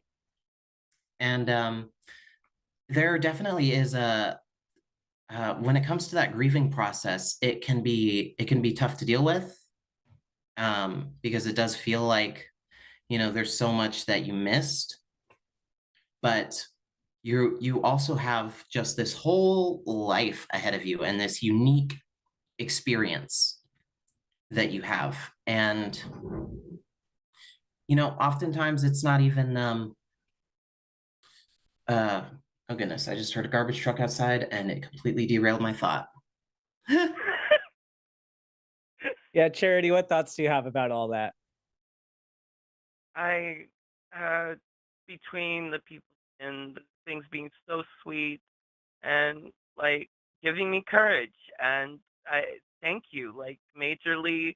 And I guess we're kind of at the end of this. I definitely got some information, things that I just was doing, but wanted to, I guess, get reassurance on things that I was doing. You guys are amazing, but I got something to really piss off the people on the other side of the aisle. I believe this is my thesis that literally that it's not that they're scared, it's that they're attracted and they're afraid that they are attracted Hmm. to trans women, and that's why they Yeah, harass us so much. And I'm gonna leave it at that. we've Yeah, all seen the stats. yeah. We've seen Alex Jones's open tabs. Hmm. And one last Yeah. thing, just before you go, I don't know if you know about this, but there's a subreddit called r/translator for folks who, as I understand, I think they're a bit older than you, but there are folks who transition like in like their 60s and 70s there, even. I might recommend checking that out. I definitely will. Thank you very much. Um, and I hope you get some spicy calls. And I finally get to call, and it was so worth it, and definitely made my entire day going forward. Thank you. Heck yeah. Thanks for calling. Oh, Yeah, no problem. thanks, and Bye-bye. have a great day. All right, all these wholesome calls today. Well, we still, I believe, got lines Yeah. open for some contentious callers. So get in here, come tell us why we're wrong. And we will talk to Lyra, she, her from Canada. Sounds like this person wants to know how trans internal identities work. Is baby trans calling for advice? Hello. Lyra, you are live on the line. What is your question? I guess I have to think of a way to word it, but I guess for context, like 7 months ago, I was just like a cis man or whatever, and so now I've been trying to kind of catch up and learn. And when I listen to debates about trans people and their identities, I often hear that it's like an internal sense of self. And in my case, I kind of feel like a man trying to perform being a woman, and I was wondering if maybe I am, I don't know, transitioning the wrong way or like doing this all wrong. I do want to say that is a natural thing to think about. And I think every single trans person has had this conversation with themselves about, am I trans enough for this? Am I doing the right thing? I know I had that for a long time, and there's still some times where I imagine, like, what if I'm really just a cis person and I'm just pretending all this? And I think like that's dumb because I was miserable when I was trying to be a cis person. But just know that Mm-hmm. that thought that you're having is not abnormal, and having that thought doesn't mean that you're cis, and it also doesn't mean that you're trans. You are who you are. And don't let that imposter syndrome derail you from doing what's going to make you happy.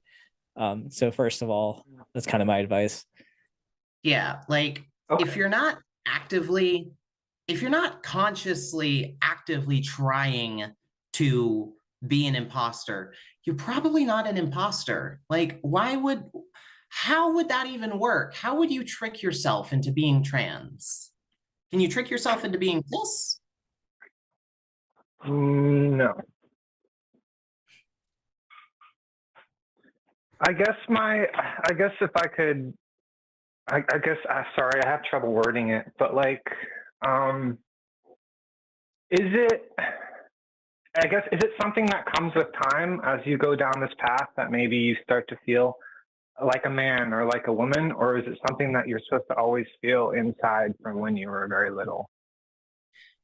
I really want to say that the only person who feels like a woman is the person whose name I can't remember, who sang that song. I feel like Shania Twain. Cis people don't necessarily feel like their gender either. Like, it's sort of like when you ask a fish, how's the water? And they're like, what's water? I mean, you've always been experiencing your internal identity for your whole life. So it can be hard to distinguish like what that is necessarily. But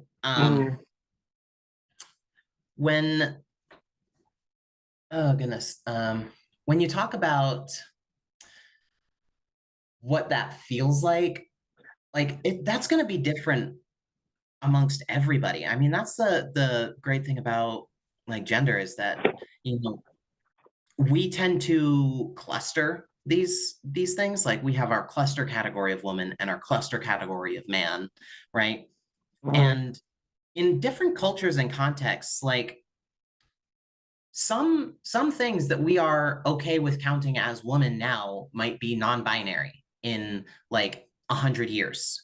Like some people, like you could transport those same people forward in time into a different cultural context, because, you know, we're talking about an interaction between a neurological construct and a cultural social construct, right? How these two things interact. And it can be difficult to sort of locate yourself on that spectrum. But I like to think about that bit in Parks and Rec where Ron Swanson wins the Woman of the Year award. And I Mhm. rephrase it a little bit to go, you know, everything I do is the attitude of a woman because I am a woman. I guess there is no one way to go about it.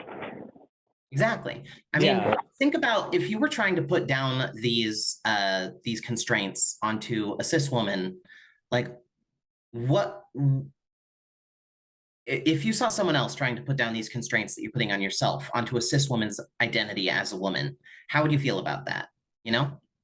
And I don't know what constraints you are putting on yourself. I'm just, it's always important to, I mean, I feel like I've said this like 3 times this show already, but it's important to like remember to hold yourself to the same standards that we're holding cis people to, you know? Mm-hmm. Yeah. I mean, I'm 28 years old, so I guess I've been trying to unlearn all this kind of standard, I guess, maybe I would say internalized transphobia. I've been trying to unlearn it, and yeah, I guess you're right. Like I wouldn't police a cis woman in a certain way that I would police myself. So yeah. Yeah, I think there's something here that like a lot of trans people end up getting to.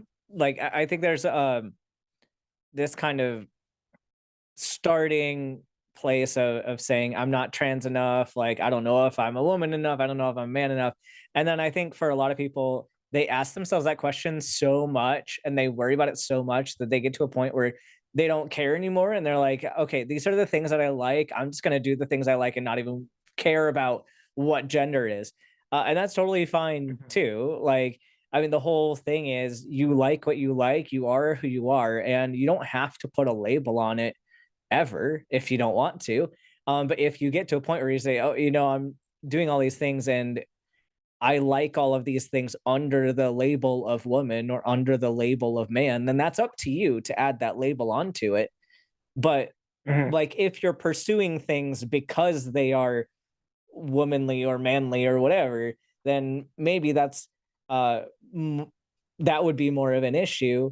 But if you're just pursuing things because that's who you are, that's what you like, there's no pressure for you to pick any label. If that label distresses you, then you don't have to use it. But then if you think, you know what, I'm going to try out this label again, I'm going to use this other one, and maybe this other label feels better for you, and that's totally fine. And definitely, I think the more you get used to like having that self-talk with yourself that you deserve those things that other people deserve, like if you start talking to yourself like the way you would talk to another trans person, hopefully that'll start working its way in your mind. I mean, because as the way we talk to ourselves is pretty powerful, and if you tell yourself that you deserve to be happy, and you deserve these things and these labels as much as anybody else does, then hopefully you'll get to a place where you can accept who you are and the labels that you want to use for yourself. Yeah, I mean, I guess we are our own harshest critics, and there's not really a criteria you need to meet to label yourself. And so I guess I just got to learn to kind of let go and be kinder to myself. But yeah, that's all I really wanted to ask you guys about. I'm really thankful for you guys taking my call, and I'm sorry I didn't have anything spicy to say. If you asked me back in 2020, I might have, but I'm trying to grow as a person. So thank you so much for your time. No, we appreciate that too. Yeah, no worries. Yeah. Thanks for the call. Thank you. I grew up in a household where my dad had wood-burned planks of Rush Limbaugh quotes in the bathroom. So believe me, I get it. Well, thank you for calling, Lyra. And I hope we love to hear an update. You know, if you get to a certain point and you want to tell us how it's going, definitely call back in. We'd love to chat with you again. Us 28-year-olds, okay. Solidarity. Thank you. I will. And good luck, guys. Thank you. Bye. Bye. All right. We've got lines open still. We're going longer today because Jimmy has a show after this that we're gonna kind of run into and send you all over to. So we do have lines open. Bring your calls, and then of course get your super chats in, and get your votes in for the punishment at the end. So if you don't want to hear us vamping until it's time to go over Jimmy's show, then get your calls in. 'Cause Seriously. we might be doing I that. know we say Yeah. this every time, and I'm sorry to chime in again. I'm just irritated as fuck at how often on all of our other shows, you transphobe motherfuckers who I know are watching are calling all these shows, talking to all the cis people. And when you have a chance here to expose the transgender agenda in front of all these trans people, you don't take the opportunity. Call in, you fucking cowards. Oh my God. We should just Yeah. start like sitting in the background on those shows, and then when a transphobe calls in, they're like, "Surprise, we have trans people here." Yeah. I love it. Mhm. All right. Well, we will take Quinn, they, them from Iowa, wants to talk about something related to Pride this year. Mm. Quinn, you are live on the line. What would you like to talk about? Hello. I am a member of our local Pride Alliance here, and we're starting to, make plans for Pride this year. And with everything, like it's always fun every year and everything, but with everything going on, we want it to be a little bit more educational and like Pride is a protest, our history, what our rights are and everything. And I'm like trying to help out with that aspect of it, but it is such a broad category that I'm getting lost in the weeds. And I was wondering if you might have some like key points I could focus on, or like kind of try to help make it not overwhelming but still educational. I mean, are you talking about like a pride fair, a pride parade? Like what's the event? We do a pride parade, and then we do like a pride festival. We have like our museum lets us use inside their space for it, so we have some inside space and then some outside space, and we do like free hot dogs and chips, and we do like a drag race and lip syncing contests, and we have like local businesses like put up booths and stuff.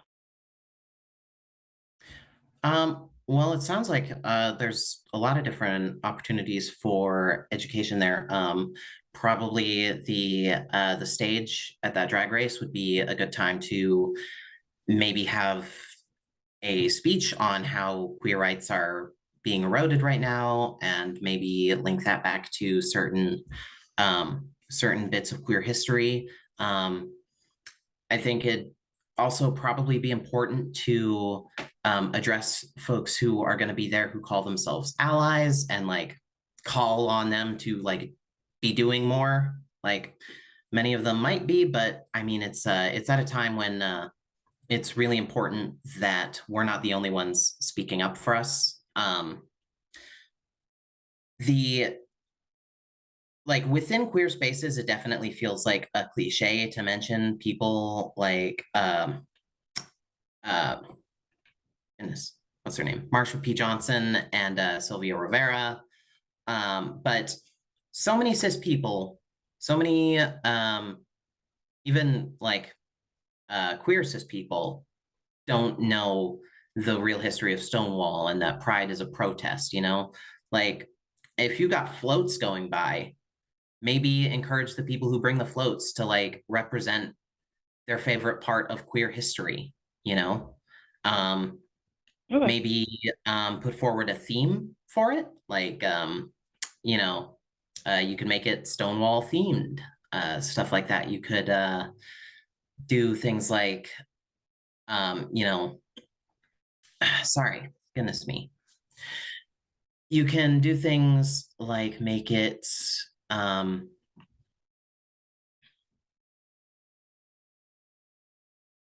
goodness, what was I? The ADHD If you need a sec. is so crazy.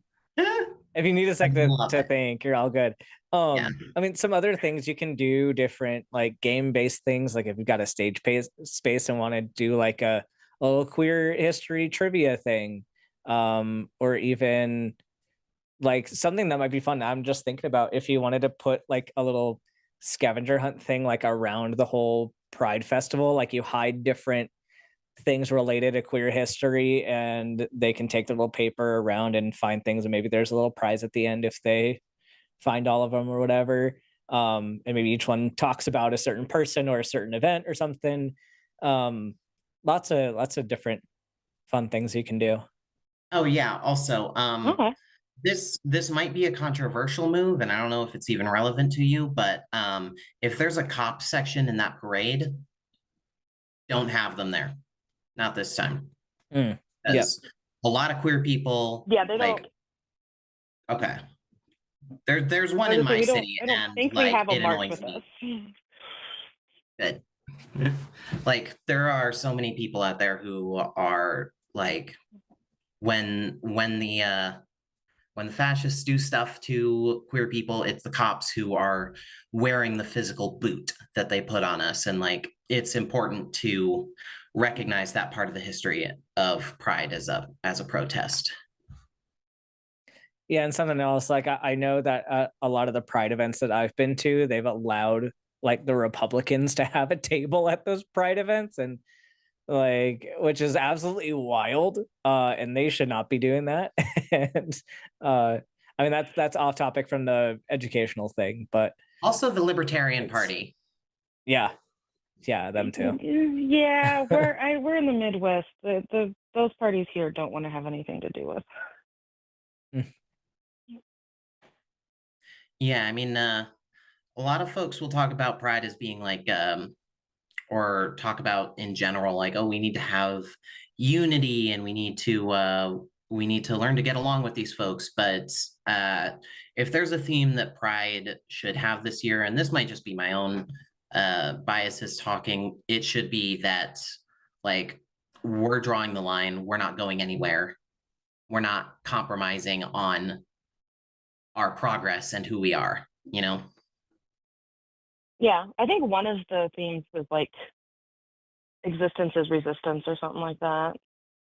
Yeah. I would definitely also make sure that you're inviting like local mutual aid organizations, maybe your local DSA chapter if they're good, people who do the kind of organizing that people are looking to get involved with, right? Because if those folks have a booth there and they can give people like instructions on how to get involved with actually helping, like that is the gateway into getting involved in that on the ground organizing, is just meeting the right people. Okay. Yeah, perfect. Thank you. Any other thoughts or anything else we can help you with? No, not really. I mean, if you want a spicy call, I have an argument for you, but up to you. Okay. What's what's your argument? I'm curious now.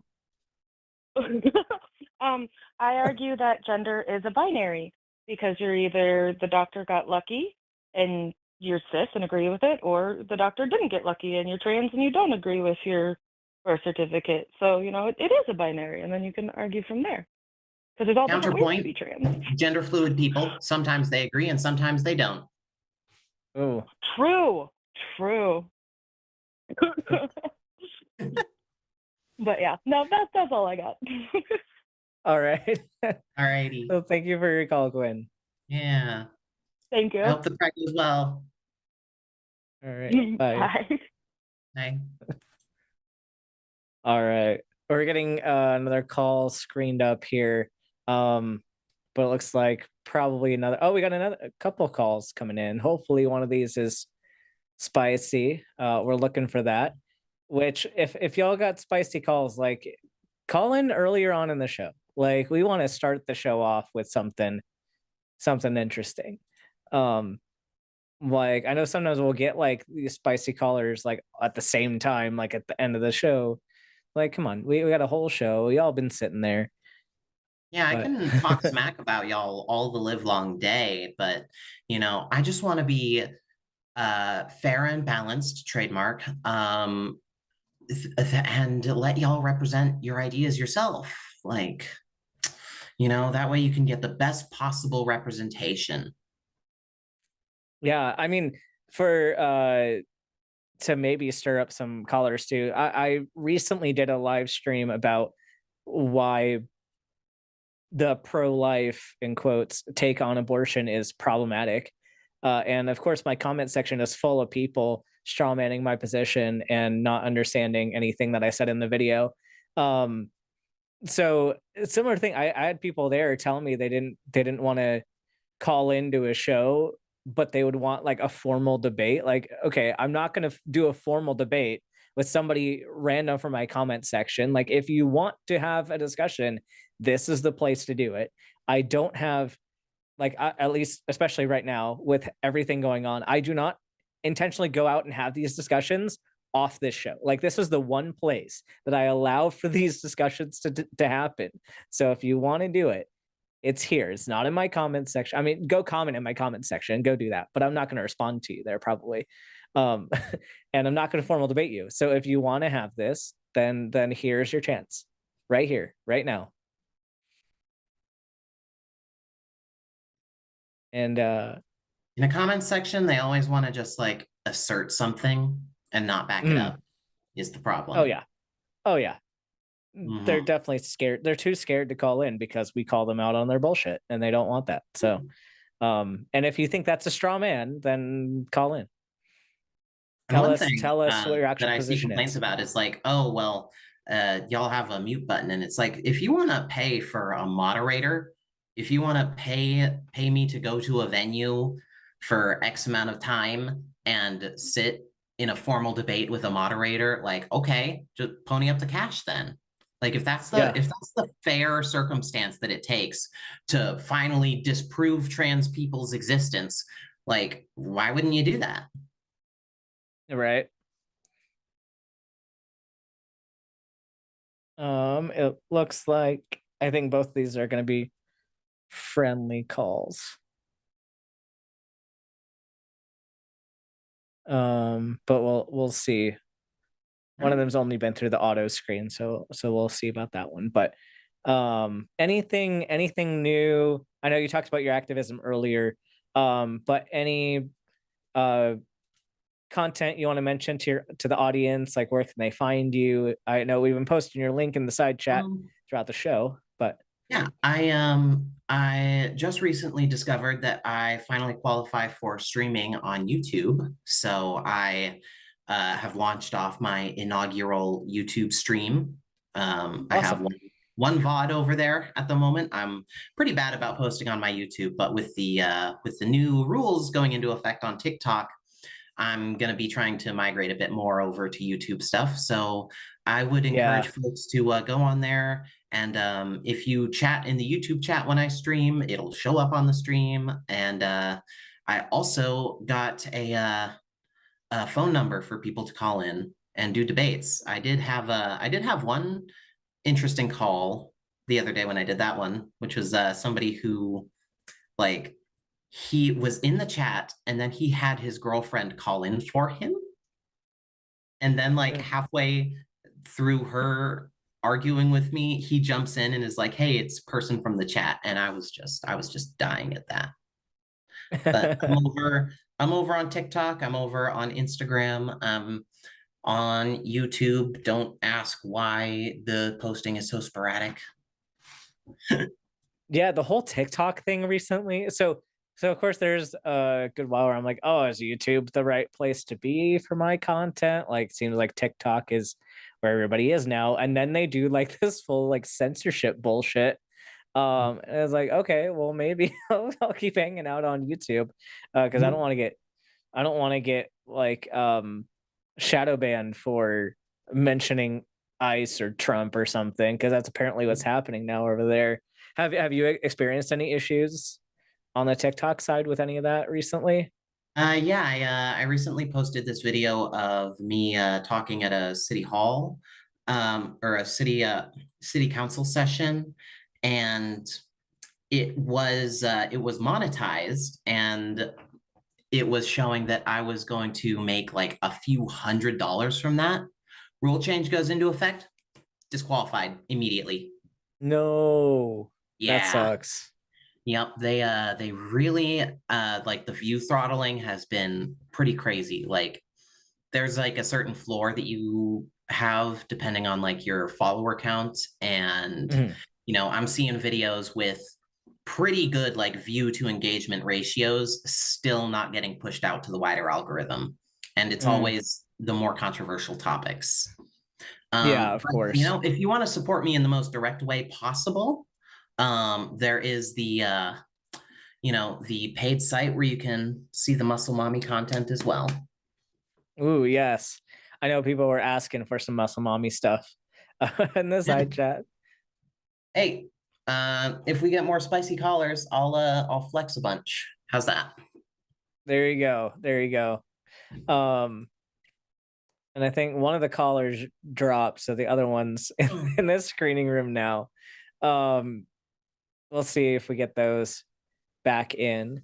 But I guess while we're shilling stuff, definitely everyone, including people here in the stream, come by for trivia over on my channel tomorrow night at 9:30 p.m. Eastern time. We have a good time playing trivia. It can get really loud and fun, and everybody's welcome to play. I think I can fit like 200 people in my Kahoot. So come join us. Anyone can play trivia, and there's potential to win the title of Trivia Champion of the Week and then progress into the Champ round, which will be at the end of February, I think, for an actual prize. So definitely stop by for that. And yeah, go subscribe to my channel. Dream 2213-H7T, brand new account. Call in if you're upset. Like, if you want to talk about OF stuff, I'm happy to take a spicy call on that. Let's go. Yeah, call in. Let's do it. And our caller is ready. Let's talk to Lena, her from Oregon. I'm gonna let you state your question on this one. What would you like to talk about? Okay, well, since the cowardly right won't call in because they're all a bunch of cowards and they can't talk to women, trans women, or anyone in the LGBTQIA plus place without turning into crybabies, I thought I'd bring up the spicy take that I think that we often in the LGBTQIA plus community use too soft of language when referring to the people who would be our enemies.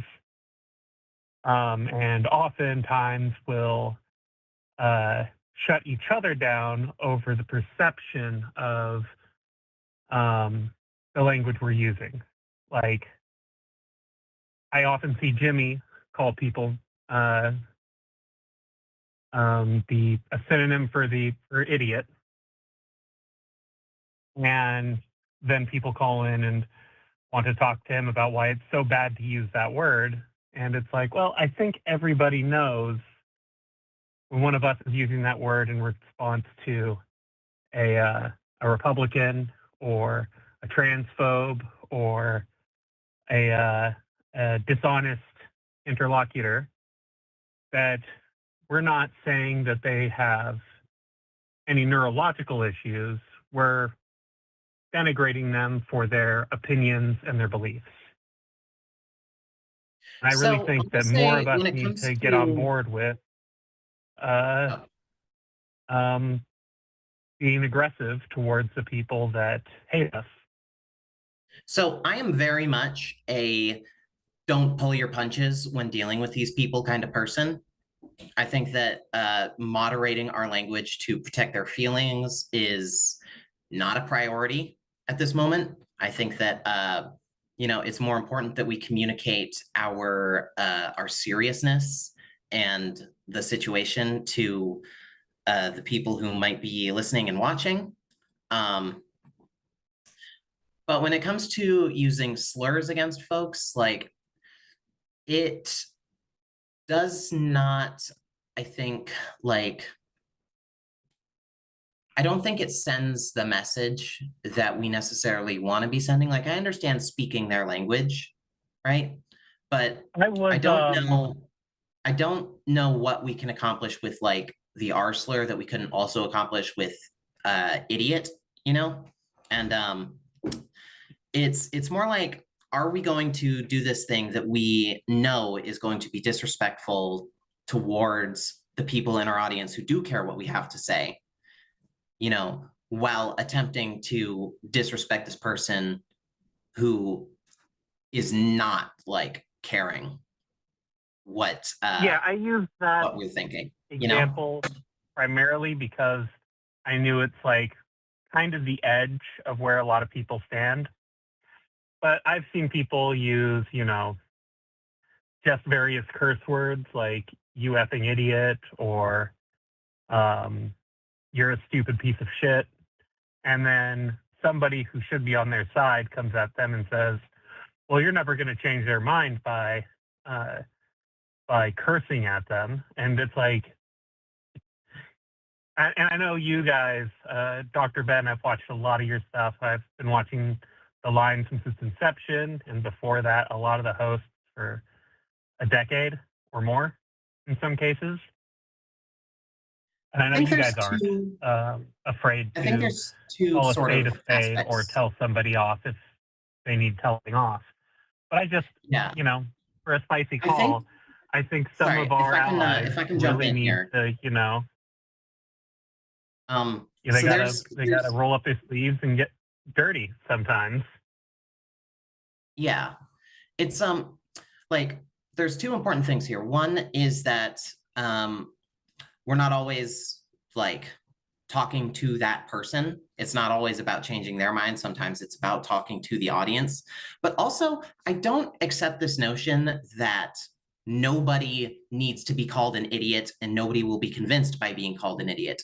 Occasionally, you need to put some tough love on these folks. These folks, there are a lot of people out there who literally have just been coddled for so long, right? Like when we talk about the male loneliness epidemic or men being mad that like they're not having as much power in society. Sorry, Ben. I don't have inherent male privilege, so yeah, it's I like don't mind you saying that.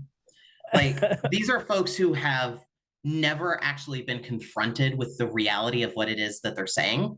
These are folks who are not they're used to everybody tap dancing around their feelings and trying to make sure that they are going to be like kind and have a polite conversation. And sometimes you need to hit them in the face with it. Sometimes people you know, it's like the punch a Nazi thing, but verbally, you know, in an argument. It's like they need to be confronted with the fact that sometimes that they're just being dumb. Sometimes you need to sometimes the situation calls for it, you know, and they need that tough love. Yep. And sometimes you can't know that you're wrong until somebody has put it in the most black and white, no wiggle room way, especially for these people who largely grew up with, you know, this notion that they're innately good because of what holy book they read, or they're innately good because of the color of their skin or what country they grew up in, and that they don't have to work at being a valuable member of society. They just get to be, you know, that idea like every opinion is valid and every every opinion has the same weight that you see come out of people, especially people who talk over Dr. Ben on medical issues. Yeah. It's like, no, you random caller, you do not have even the first step towards a medical degree. And I still call Dr. Ben, student Dr. Ben in my head sometimes because I've been watching you that long. And I'm like, wait, no, doctor now, doctor. Yeah. Before coming on here, I was like, oh, I hope I don't accidentally say some medical misinformation and Ben like calls me out because I am not a doctor. No, y'all are good. Yeah, I think we're in a lot of agreement on this. I think there's a time and place to be gentle, and then there's also a time and place to call out privilege. And exactly what you're saying is privilege. Like, people with privilege often don't know that they are privileged, because why would you think about it if you don't have to? So yeah, I do think we feel have to like move on we've in been in a a second, war but my entire life in this country, like a slow burning civil war. Since the first day I realized that somebody would hate you for just being alive. And there's so many people in this country who act like everything we're seeing with ICE is new, or like it's not the conclusion we've been running towards for 30, 40 years. And it's like, oh my God, you people have been blinded by, I don't even know what you can be doing to not see this. It's, Well, yeah. I mean, you did accidentally say it in there. They do not see a lot of it, but I mean, that's progress is not linear, and revolutionary optimism is important to maintain. I am working on the assumption that what we are seeing right now is the extinction burst of conservatism. They are a animal that has been backed into a corner by just people generally realizing that other folks matter and should be cared about, and they are lashing out. And eventually, you know, like they might take some folks out. They might break through, but like, I think that they are less powerful than they say, and we're more powerful than we realize. I really hope you're right, and I love everybody on the line, and I hope that you know, your next caller is spicy and we can hear you guys really tear into them, but they're afraid of everybody here now. And I probably need to get back to work. yeah, It's just because they know thank you you. in a wrestling contest. To the caller who called in earlier about whether it was too late, I started transition when I was 34. I'm 38 now. I'm still not quite them presenting yet, like just at a natural state. But if you looked at me then and now, I almost look a decade younger. So it takes time, and the most beautiful trans woman I know started at 50. So hell yeah, you never know That's awesome. where your body will take you. Well, right. thank you so much Thanks, for your guys. call, Lena. Have a great rest of your Bye-bye. day. All right, before we get into this next call, looks potentially spicy. I do want to point out something from the side chat. Just an important thing to mention about privilege. There are certain privileges that you have, kind of no matter who you are.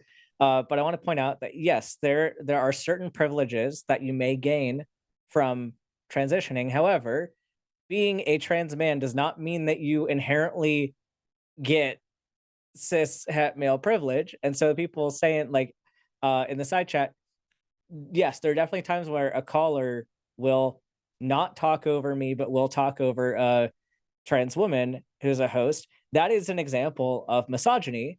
However, just because I experience privilege in that area doesn't mean that I experience privilege in all other areas. And there's actually a problematic argument made kind of to suppress the voices of trans men going along that line, that we only transition for male privilege. So whoever you are in the side chat, I would be careful about like punching down on other trans people to make your point.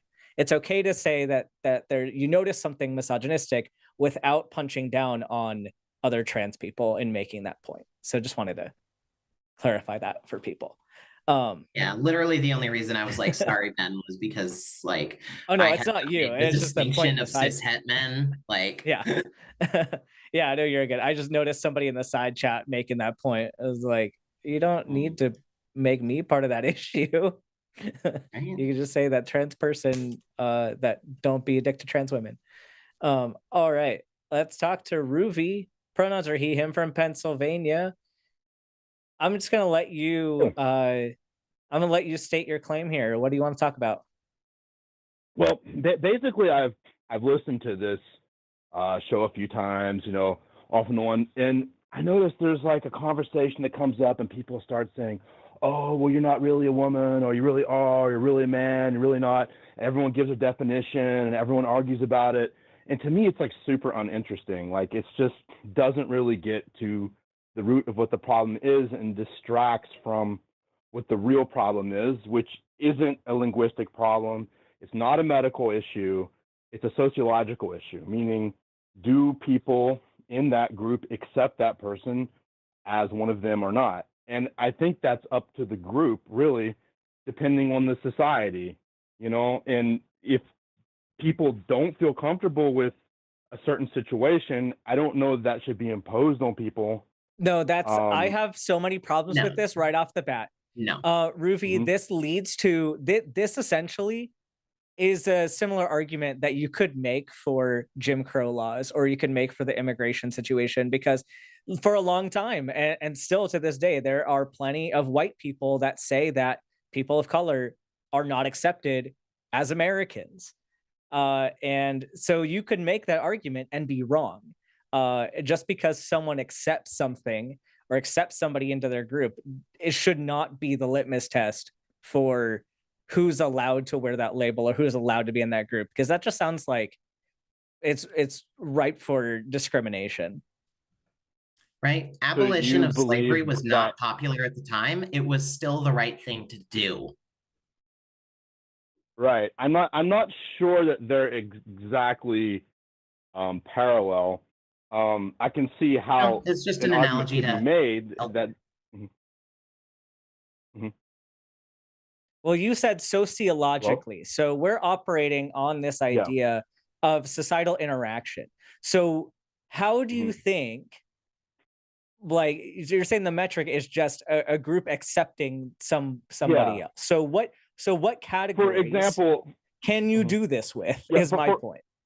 So for example, let's say you live in a very progressive community and people really don't have a problem with the situation, then no one's right, nothing happens, no one's going to be offended. And let's say you go to Afghanistan or someplace like that, of course they're not going to accept it in their society. And I don't know, you know what I'm saying? So hold on. So let's flip this back over. Surprisingly, Iran does accept it. So let's flip this back over to my race example. Do you think that someone's ability to identify with a certain group depends on the group that they're in that area? Like if you're in a more progressive area, are you allowed to keep your identity, but then maybe lose it when you go to Afghanistan because they don't accept certain things? Like what kind of wishy-washy like litmus test is this? Like what this is consistency is there based with on that? popularity, which just doesn't make any sense. I mean, are you saying that people in Afghanistan should accept this, is what you're saying? Should people in Afghanistan like accept trans people or any group? Yes. Yeah. Yes. I mean, yes. the subject I was looking at was the heading where they mentioned about bathroom laws and things like that. Like, you think that should people you go to Afghanistan, should people accept that other people are people? Yes. I think that should be universal. I didn't say that. It is kind of what you asked. Are trans people people? Are trans people a but subset of people? there's some. Go ahead. Do you think that your personal identity and who you are as a person has to completely change if you move to a different place or the people that you're around? What do you mean? So like if you're in a more progressive area that has a higher LGBTQ plus community and has favorable laws, are you allowed to, and where you're allowed to freely be yourself, and identify with your name? Like, does your name change? Like, let's say you changed your name in a more progressive area. If you go to a more conservative area where they don't accept that name, does your name just automatically change because you move to a different place? Like, this sounds so unrealistically I mean, there are subjective. countries where certain names aren't allowed, and I mean that's up to their, you know, their. And But that's does that change that wrong. that is? Standards. But does that Ruvi, change you're that not, is your name? I don't think you're If you- understanding. Like, Ruvi, can I want to help you understand what it is that we're trying to say here, because you're saying like there's this question about whether or not people should have to accept certain things. The actual question that you're asking here is, does what's right and wrong change based on what country you're in? And the answer is no. People's Yeah, but perception different of it countries have changes, different it isn't going to things. change. Different societies right and have wrong. different. Go ahead. Like If your morals even are like changed even the literally by the concept of geography, it's weird. sexuality and gender are different through different societies. You know, like for example, in ancient Greek society, most people were Ruvi. sort of bisexual. There wasn't a concept of like gay identity, which later came out, and you know, Ruvi, may I ask you a question? Sort of things like that. May I ask you a question? Sure. I noticed that you've called in as a theist before. Or what particular religion do you ascribe to? Judaism. Judaism. Okay. So if that is your identity, and if you went somewhere else, do you think your identity would change because their laws don't accept you? Yeah. You think your religious identity will just change Jewish if because you went to a country No, that I doesn't wouldn't like Jewish identify. people? I wouldn't identify as such many places. There's many places where I couldn't do that. The question wasn't would you outwardly identify, but would internally, whether or not you tell anybody, would you still hold that religion, or is your religion so fragile that you would just change your religion because some people didn't accept it? I'm not sure that they're parallel because that's more of an ideology. It's not. Yeah, we're they are talking more different. about. Yeah, Ruvi, they are different. But my whole point was trying to make this relatable as something that is part of your identity, something that you hold dear to yourself, and that probably isn't going to change just because somebody or like some set of rules told you that that was bad. We can, like, whether or not your religion is correct is a whole different subject. But like are you gonna, every time we do an analogy, are you just gonna say, well, that's not really parallel? Because that's the thing about analogies, is that they're never the exact same thing. Different things are different, but we're trying to demonstrate a principle to you. Yeah, I understand. It's just that I don't see this as the same thing as like Jim Crow or something like this, because this is like a new thing, an experiment. It's a new thing. We're trying to figure out how isn't new at all. What's new exactly? Please tell me what is new. I really want to know. I want to hear the new thing. I mean, not to get very specific, but it's like basically having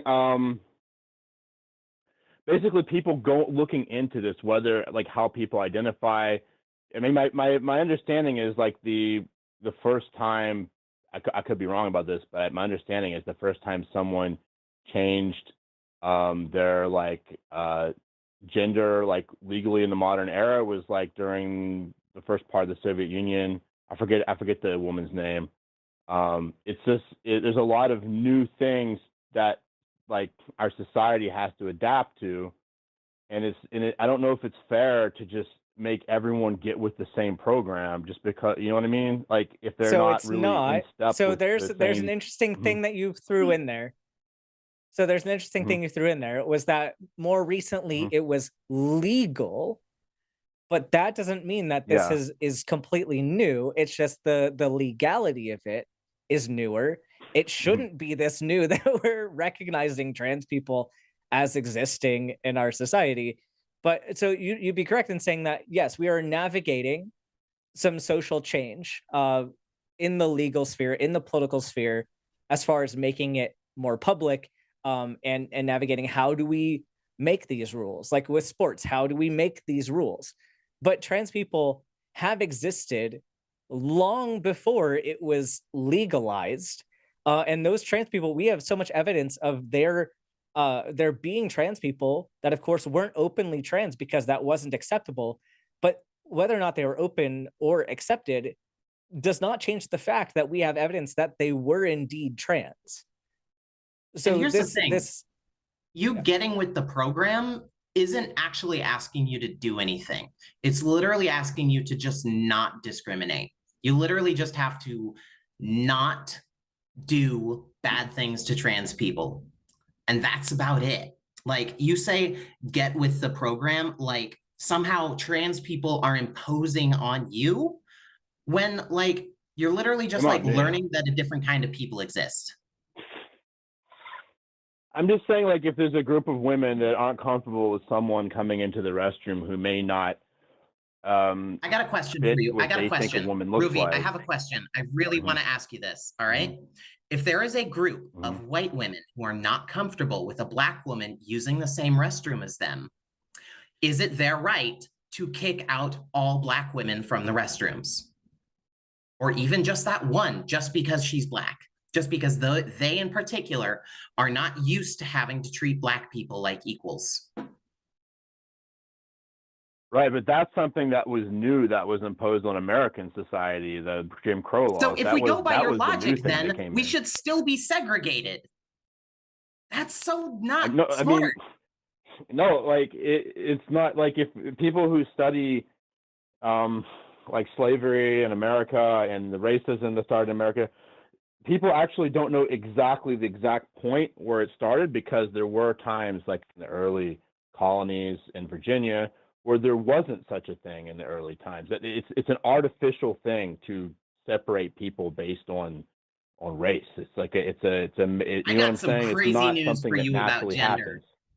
Yeah. Yeah, gender's the same way. Gender as the way that we know it is not real. Gendered bathrooms, gendered spaces. Right, but if gender is the same way, my point is that then it's up to that group then, because if it is a social construct, why it's up to the group. No, then. we just went over it. Brings us back to the same thing. Does that make it right for a group of white women to not want to share a bathroom with a black woman? Like I said, that's the thing that's new that came up. That's what I'm saying. In society, that's not something that's like the thing that's new is the segregation. If you can't accept new things, even though they're right, if we governed our society that way, if we lived under that logic, we would still be segregated. Yeah, I guess you would, if you think they're the same thing, then that would be. I don't think that race and gender are the same thing. I'm trying to demonstrate to you a parallel. Do you understand the parallel? With the parallels, what I mean, yeah.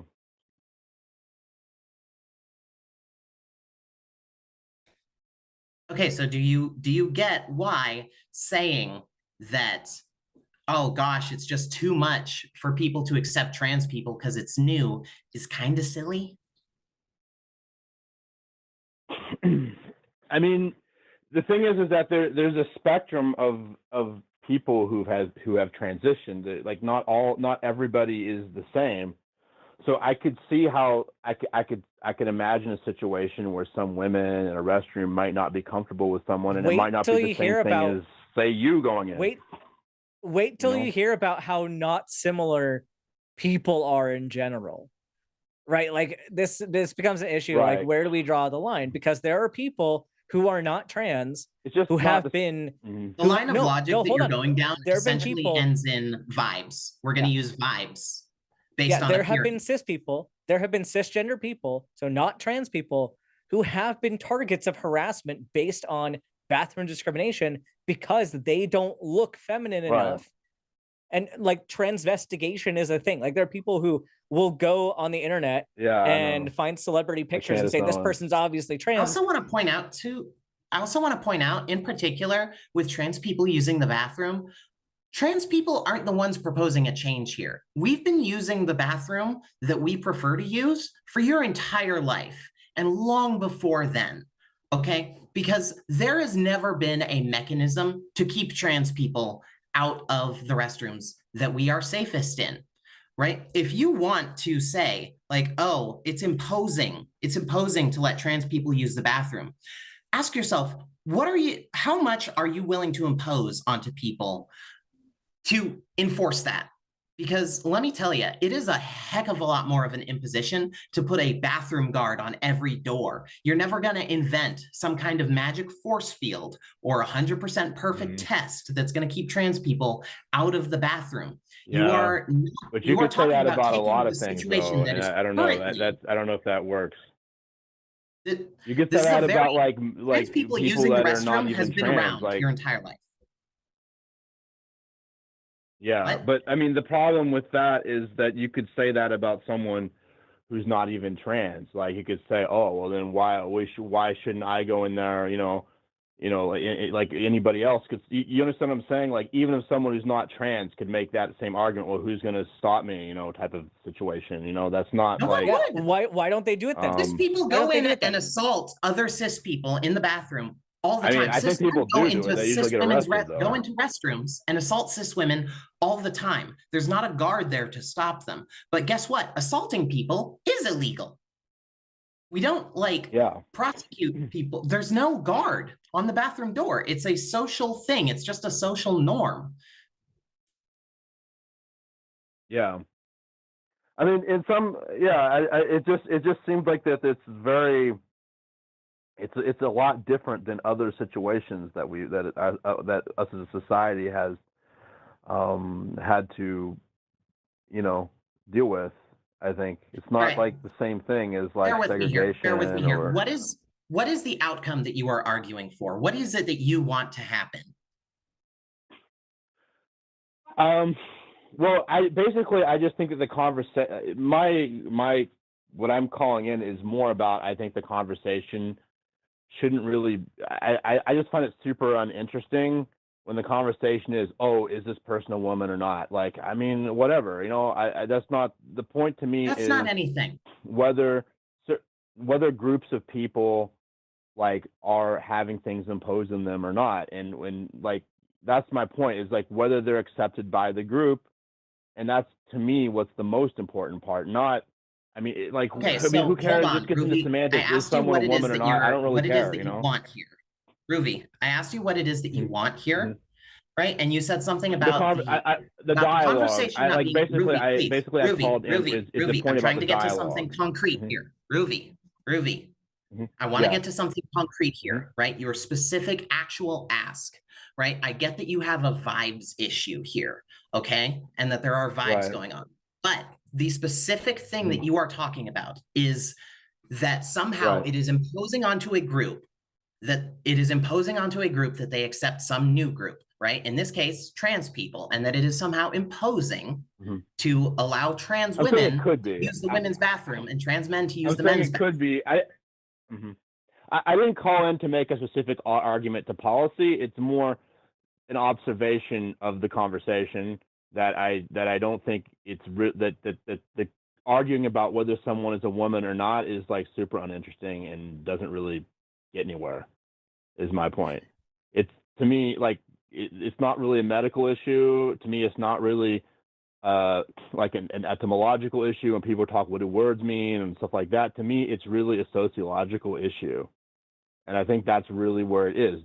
Do these groups accept someone you need to as they actually are in have society? A point, though. If you're just here to tone police, I don't see the point in the you're making an observation, right? What is the actual conclusion of that observation, right? The idea is oh, you think it's imposing. Okay, what is the actual point that one would put forward with that? Because it seems to me like you're trying to put forward an assertion about something, but then not actually defend the conclusions of that statement that you're making.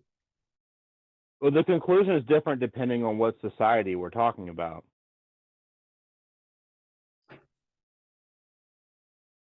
So are we just back to you're gonna think that trans people should just change their identity whenever they go to a place that's not trans affirming? Because once again, that just takes us back to society would still be segregated if we operated that way.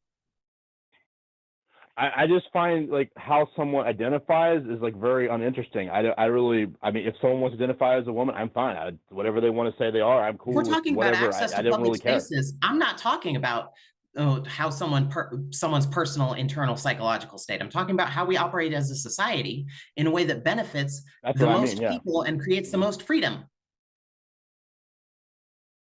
Yeah, and what I'm saying is it's not just about freedom of trans people, it's also freedom of other people around them as well. And what freedom are you losing by trans people being able to use the restroom? Okay, when people, because the topic in the heading that I was looking at, it was talking about restrooms in particular. Other things I don't care, you know. But restrooms, the point is that the reason why we as a society have created gender segregated restrooms is because there are reasons that people in particular genders want to have privacy from other ones, you know. So, you know what those reasons are? It is kind. I mean, we got to admit it is kind of imposing on some people. Is what I'm trying to say. Ruby, I need you to bad, like right, drill or down wrong, on this you know? with me. Ruby, I need you to drill down on this with me. Yeah. What are the reasons that we have segregated restrooms? I actually don't know. I have to think about that. I have to think about the reasons. Yeah, I'm not. I could come up with something intuitively, but I'd have to think about it for a while to think about the whole reason why we've done this. Some places don't have them as much. You know? I know, and I will explain it to you. Okay, the reason that they were originally created was mostly to enforce the leash, the bathroom leash, onto women. Right, that was the original reason. It was terrible. It was about making it harder for women to access public spaces. Ruby, I'm still talking. All right, this is not why we still have them. I'm just explaining. I'm just going over this. All right. The reason that they were originally created was to limit all women's access to public spaces, because if you can't go to the restroom when you're out in public, you can't be out as long. Okay. The reason why we keep them is because of safety. Because when we have them and when we have this social norm, there are better outcomes for the safety of women using the women's restroom and men using the men's restroom. For trans people, we are safer in the bathrooms that align with our identities. And we are all safer when we are not policing those identities to the point that it becomes a social norm to question other people's identities and harass them in public for simply using a gendered space. Okay, so when you say that it's imposing onto a cis woman's feelings to have me in the bathroom with her, what you are imposing on by wanting to change which bathroom I can use is my safety, is my ability to use a public space where I am less likely to be assaulted. So do you understand why this is kind of a silly conversation?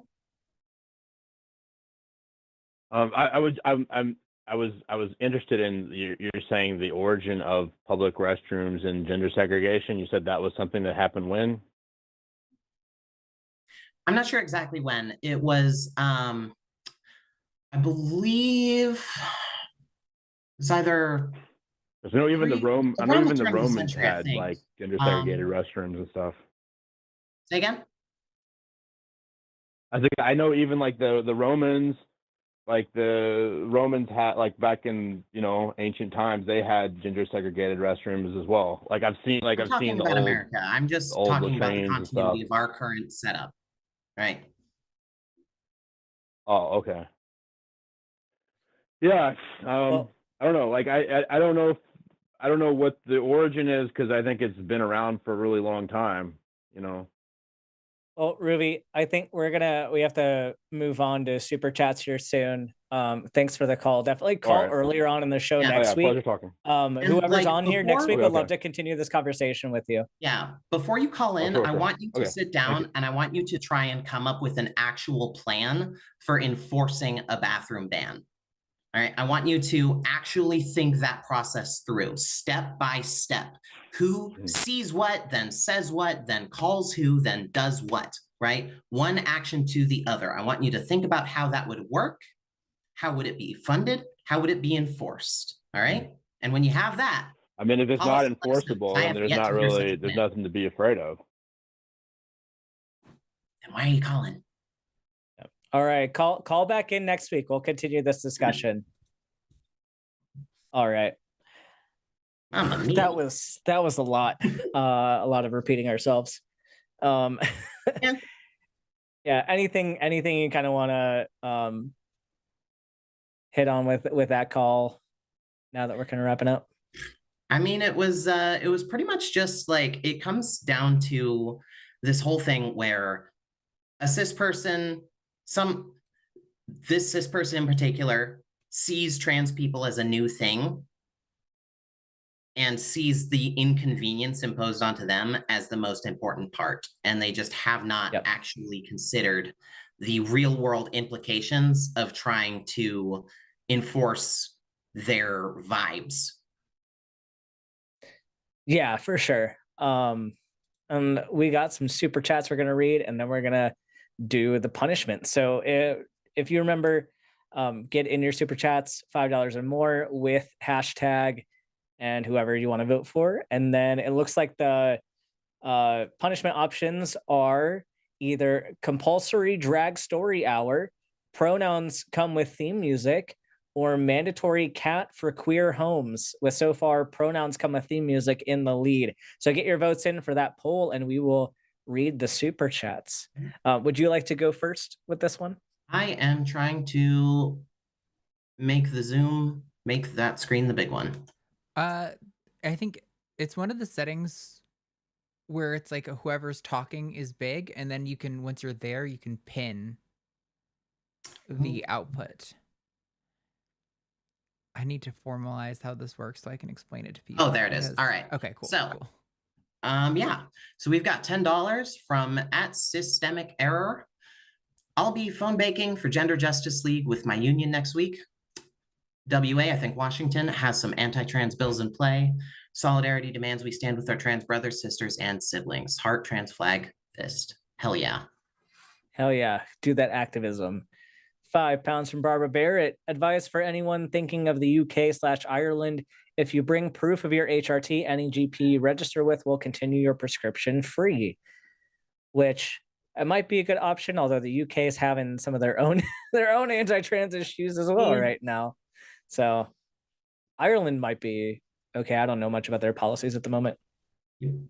$5 from Squirrel Knitter. Kansas passed a bathroom bill without a hearing. It's called the Gut and Go bill. Yeah, I was reading about that in the Aaron in the Morning article. It's apparently not passed, but it's like passed one of the houses with like a bunch of amendments after it was already through the public hearing. But as I understand, it hasn't passed both houses. Yep. So vote on the poll, because that was about that. Not the poll in the side chat right now, but the poll to be read out next week.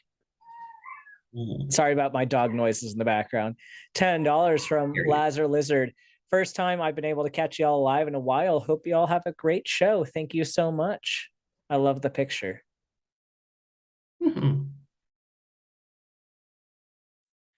50 Canadian dollars from Canadian Goose 007. Wow. Hi, MamaMephi and Dr. Ben. Was on the line, but had to drop to get back to work, so sorry about that. No worries. Was wondering if you have any advice for people with family that refuse to use their preferred pronouns, i.e. my pronouns are they/them, hashtag Team Ben. My advice would be tell them that pronouns are literally, in the English language, a stand-in for a name, and it's like not using someone's name. You're allowed to change your name. And if they don't like that, then they're just being disrespectful, and like, you aren't obligated to put up with people being disrespectful to you and keeping them in your life. Yep, I co-sign that. £5 from Mystic Mind Analysis. I've heard transphobic smegheads say that no man should ever win against a woman. That's the level of dishonesty at play. Hashtag Team Mephi. And my dog does not approve of that nonsense either. What is a smeghead? Guessing a smegma head. That's a new insult. No. Ben's audience is full of they like the smegma fucking weird ass. Yeah. Around Christmas, I bring up smegnog as a concept in people. Oh, yeah. I'm never gonna look at eggnog the same. Yeah, that's from. $5 from Alyssa Nguyen. Ben, I wish people would stop talking about trans women in sports. As a topic, it's dead, Jimmy. Go fuck yourself. I'm a doctor, not an internet talk show host. Oh, I think that's like from your perspective. Oh yeah, no, I definitely, it's a dead topic. Like we've gone over that so many times, and people who care about trans women in sports don't actually care about women's sports, and that's the crux of it. Yeah. So.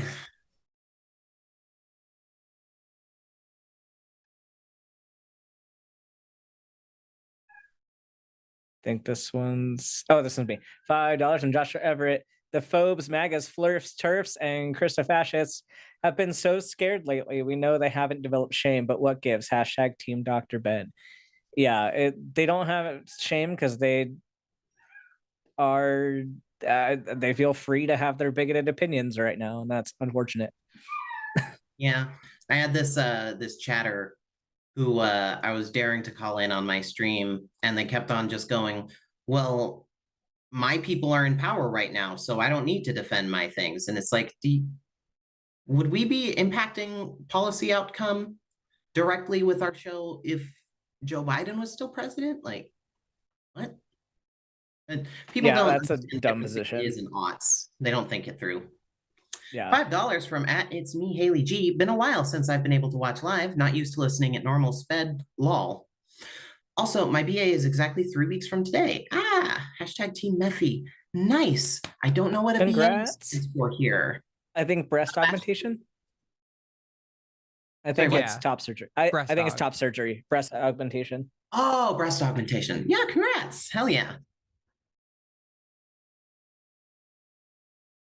$4.99 from Sarah Wilson. The band 3 Days Grace has a song called Never Too Late. It deals with suicide and lost time. I think it can also resonate with later transition.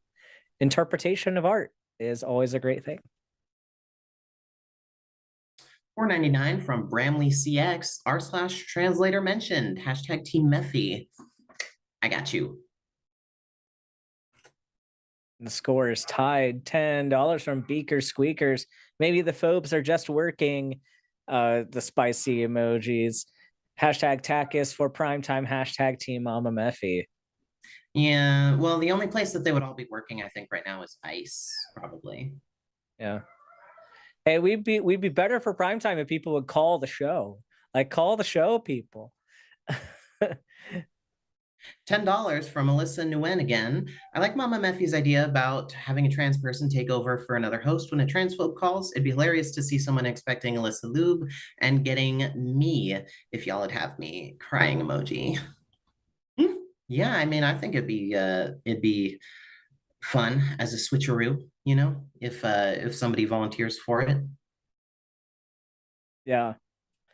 $5 from BB Bunny 1982. Y'all are wonderful. Thank you. I love listening. Gonna rewind and listen from the beginning. Hashtag Team Ben. Yes, you should go back and watch whatever episodes you want. And going back and watching the episodes does help us out. So if you want to catch up, by all means, catch up even multiple times if you'd like to. All of it helps us out. And hit the like button when you do. Like, subscribe, turn on notifications. $5 from Melatonin Ale. I talked about fudge ice cream and slipped under the TikTok radar after my previous post was suppressed. Hashtag Team Arden, hashtag Team MamaMephi. Yeah, that self-censorship stuff is unfortunately necessary right now. Yeah, I just posted a video where I did a little bit of that, and it's always super annoying. Like, Well, I hate doing TikTok speak, so I usually try to just like say like nothing in place and just sort of imply it. But even that, blech. Sewer slide. Yeah. Grape. Whatever Oh my else they gosh. fucking say on Mhm. TikTok. Yeah. $5 from Lord Ben. There's another Ben, and this one's a Lord. I am Doctor inferior versus here. Lord. I don't know. Yeah, I think Lord wins, I guess, especially if it's a Sith Lord. My child is trans. Does that technically make me transparent? It's the little humor that gets us by. Tomorrow's the big day for my dog, unfortunately. I'm so sorry. So sorry that you're going through that with your dog. Yeah, I lost a pet last year and it's so hard. Yep. I'm sorry. I cried harder when our cat died in 2020 than when my Nazi dad died. Mm. $5 from Joshua Everett. New, improved, Ruvies, weaponized ignorance, licking powders? Maybe powers? Taste the stank. Hashtag Team Dr. Ben. Thank you for No, the vote. it must be powders then. Powders. 10 Canadian from Paraform 42. The problem is sociological, meaning small groups of bigots should judge people who want to use the restroom. Science and logic. Ruby 2026. Such an intellectual. Shut the fuck up, Ruby. Yeah. But it's like, talk about how the problem is sociological and clearly not understanding what sociology is, because if you did, you'd understand how race isn't real and gender is a social construct. So, Right. like, and when somebody says, like, I just want to make an observation, it's giving, I'm just asking questions. Right. €5 or pounds. Is that euros or pounds? I think it's pounds. From Barbara Barrett 07. Ruby, how the hell am I responsible for someone else's feelings? Hashtag Team Ben. Excellent question. Right. Yeah, how is that my fault? Yeah. Have you considered that literally just existing might make a bigot mad? Yeah. Gosh, you're so inconsiderate. 10 Australian from Cliff V2H. Hey Mephi, you are always a fun chatter to hang out with in Lux's chat. So that's why hashtag Team Doctor Man, so that you have to defend us silly. The chat has a fun thing sometimes where they compliment one person. Yeah, no, they have this thing where they compliment one person and vote for the other. That's unfortunately something that they do. Also, apparently they just want to hear you talk. So, like, I mean, we've built a company culture here of roasting and bullying each other in a loving way. Yeah. 5,000 ARS? I'm not sure what that is. From Olivia BAR. FY Ruby. Also hashtag Team Ben, actually hashtag Team Josie, but what is ARS? Sorry that we're not Argentinian Josie. pesos. Oh. Not Arkansas dollars? Not to my knowledge. I hope not. I mean, no, I hope so. 5,000 Arkansas dollars is 5,000 US dollars, but I think 5,000 ARS is like $3.60 something cents. Yeah, sounds about right. $10 from YouTuber Grudge. I got my class canceled for tomorrow. We're all striking. Hell yeah. Hashtag Team Ben, hashtag Transmask Rep, hashtag Let's Do This. Yeah, if you're in a position where you're able to go strike, do it. Hell yeah. $5 from Mr. Baricua 10. Bot requa, roll the R smidge. Ruvi, disgruntled exhale. What shall we ever do with you? Dare not use your brain for actual good? Is this a reference I don't get? No, so Mr. Boricua it's supposed to be B-O-R, not bot. So he misspelled. That's supposed to be a pronunciation guide for how to say his name. It's Boricua. Okay, my bad. Because it's the name for Puerto Ricans, and I think it's like a dialect of Spanish. So Boricua. But Mr. Boricua loves to give us different accent challenges to do, and he was very nice with this one. $5 from Mr. Boricua 10, hashtag Team Mephi. Thank you for sending another one just to get your vote in.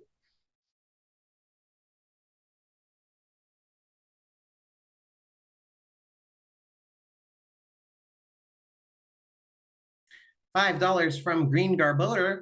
Missed most of the live stream today, but I'll be watching the rest later. I want to see the puppy, hashtag Team Ben. Is there a puppy? There are actually 2 puppies now in the other room. One of my housemates also got a puppy. So that's why they've been screaming, because they were having wrestle time. But the one that needed to go pee, like in the middle of the show, decided to not even pee and just wanted to bark at people. So like that was fun. No, I'm not gonna bring him in today. $9.99 from the Chimera. Shout out to my partner Elio for having the courage to call in. Love you, and you did amazing. Thank you guys for the work you do here and outside of the line. Smite me, almighty smiter. Hashtag Team Ben. I mean, Arden is the almighty smiter. Yeah, there you go. Yes, thank you, Elio, for calling in. $5 from SJL. Ruby thinks the world should be run like a high school clique. I wonder if he was a bully. Probably. Sounds about right. $4.99 from Lena Langton. Ruby, being Jewish and thinking we're new when many of us were also victims in the 1930s alongside German Jews, hashtag Team Dr. Ben, which I was being charitable for what he was saying, although he's called previously about Christian nationalism, and I'm pretty sure that he's not, at least not a religious Jew. But I didn't want to speak for him. $5 from Matt BB Bunny 1982. Thank you for the super chat.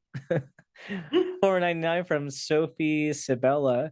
Just now on dating app. So you had a surgery and now you're a woman? Me. Nope. I was a woman who fixed a birth defect with surgery. Hashtag Team Mephi.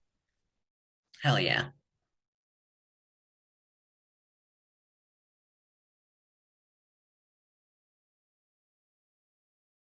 $5,000 Argentinian pesos from Olivia BR. Boricua should not need a phonetic anything. You gringos should learn how to spell. Well, I refuse to learn because that's new. Spelling was invented in 2015 by Obama, so I'm not going to do it. $5 from BB Bunny. My name is Chastity from South Carolina. Oh, you're the caller. Please tell the call screener she was very kind and thank you. Yes, thank you to our call screener who is Jess today. Yes. Did a great job. I still have my God voice on. Sorry. There we go.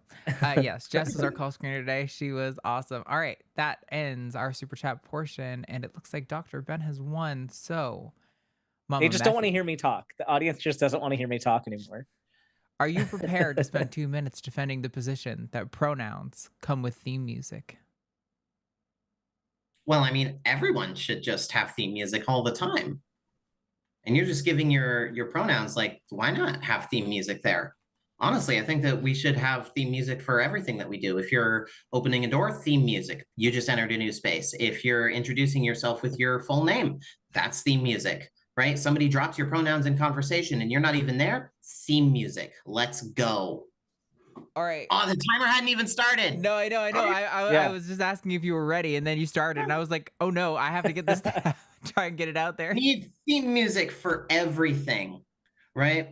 And like, honestly, it would be like even better for your pronouns, right? Because for one thing, you wouldn't have to make people memorize a neo pronoun, but if theme music automatically played, you could put a different vibe on your pronoun. Like if I introduce myself, I'm Mephi, she, her, and then like a cool guitar riff played, like people would get like a vibe, you know, but maybe somebody else would like say, hey, she, her, and then like some classical music would play, and you know that they're more of a classical kind of person like that, you know? It's sort of a little extra bit of identifier that you could just attach to it, you know, because you have the power to just associate theme music with your pronouns.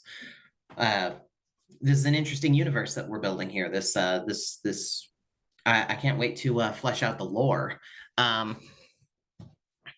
You should get you should get theme music on everything that you do all the time. If you enter a new space, that's theme music. If you are eating food, that's theme music. You know, if you're feeling sad, theme music, happy, theme music, right? Why not a little riff, a motif for your pronouns? You know, it's in a musical, individual characters usually have like a motif for their songs, you know? These little sequences of notes that are particularly associated with that person's songs, you know. I've been obsessed with Has Been Hotel lately, so like you might notice that literally every time Lute is on screen in season 2, she's got like a little piece of her song Gravity going while she's talking and singing. Like, so with the pronouns, it's kind of the same thing. It's your motif. It's a way of musically letting the world know that, hey, this is your moment. Nice. Hell yeah. Ooh, And all with right. that, Go ahead, I'll win Ben. one of these someday. with that, thank you everybody for sticking around for today's show. People arguing from side chat, call in earlier next time. But for today, we're gonna head over to calling it now. So just stay in the side chat. You will get routed over there. So we'll see you soon. It's gonna be Riverboat Jack in with Jimmy tonight. So stick around. You're gonna get automatically sent there if you're staying in chat. Thank you guys.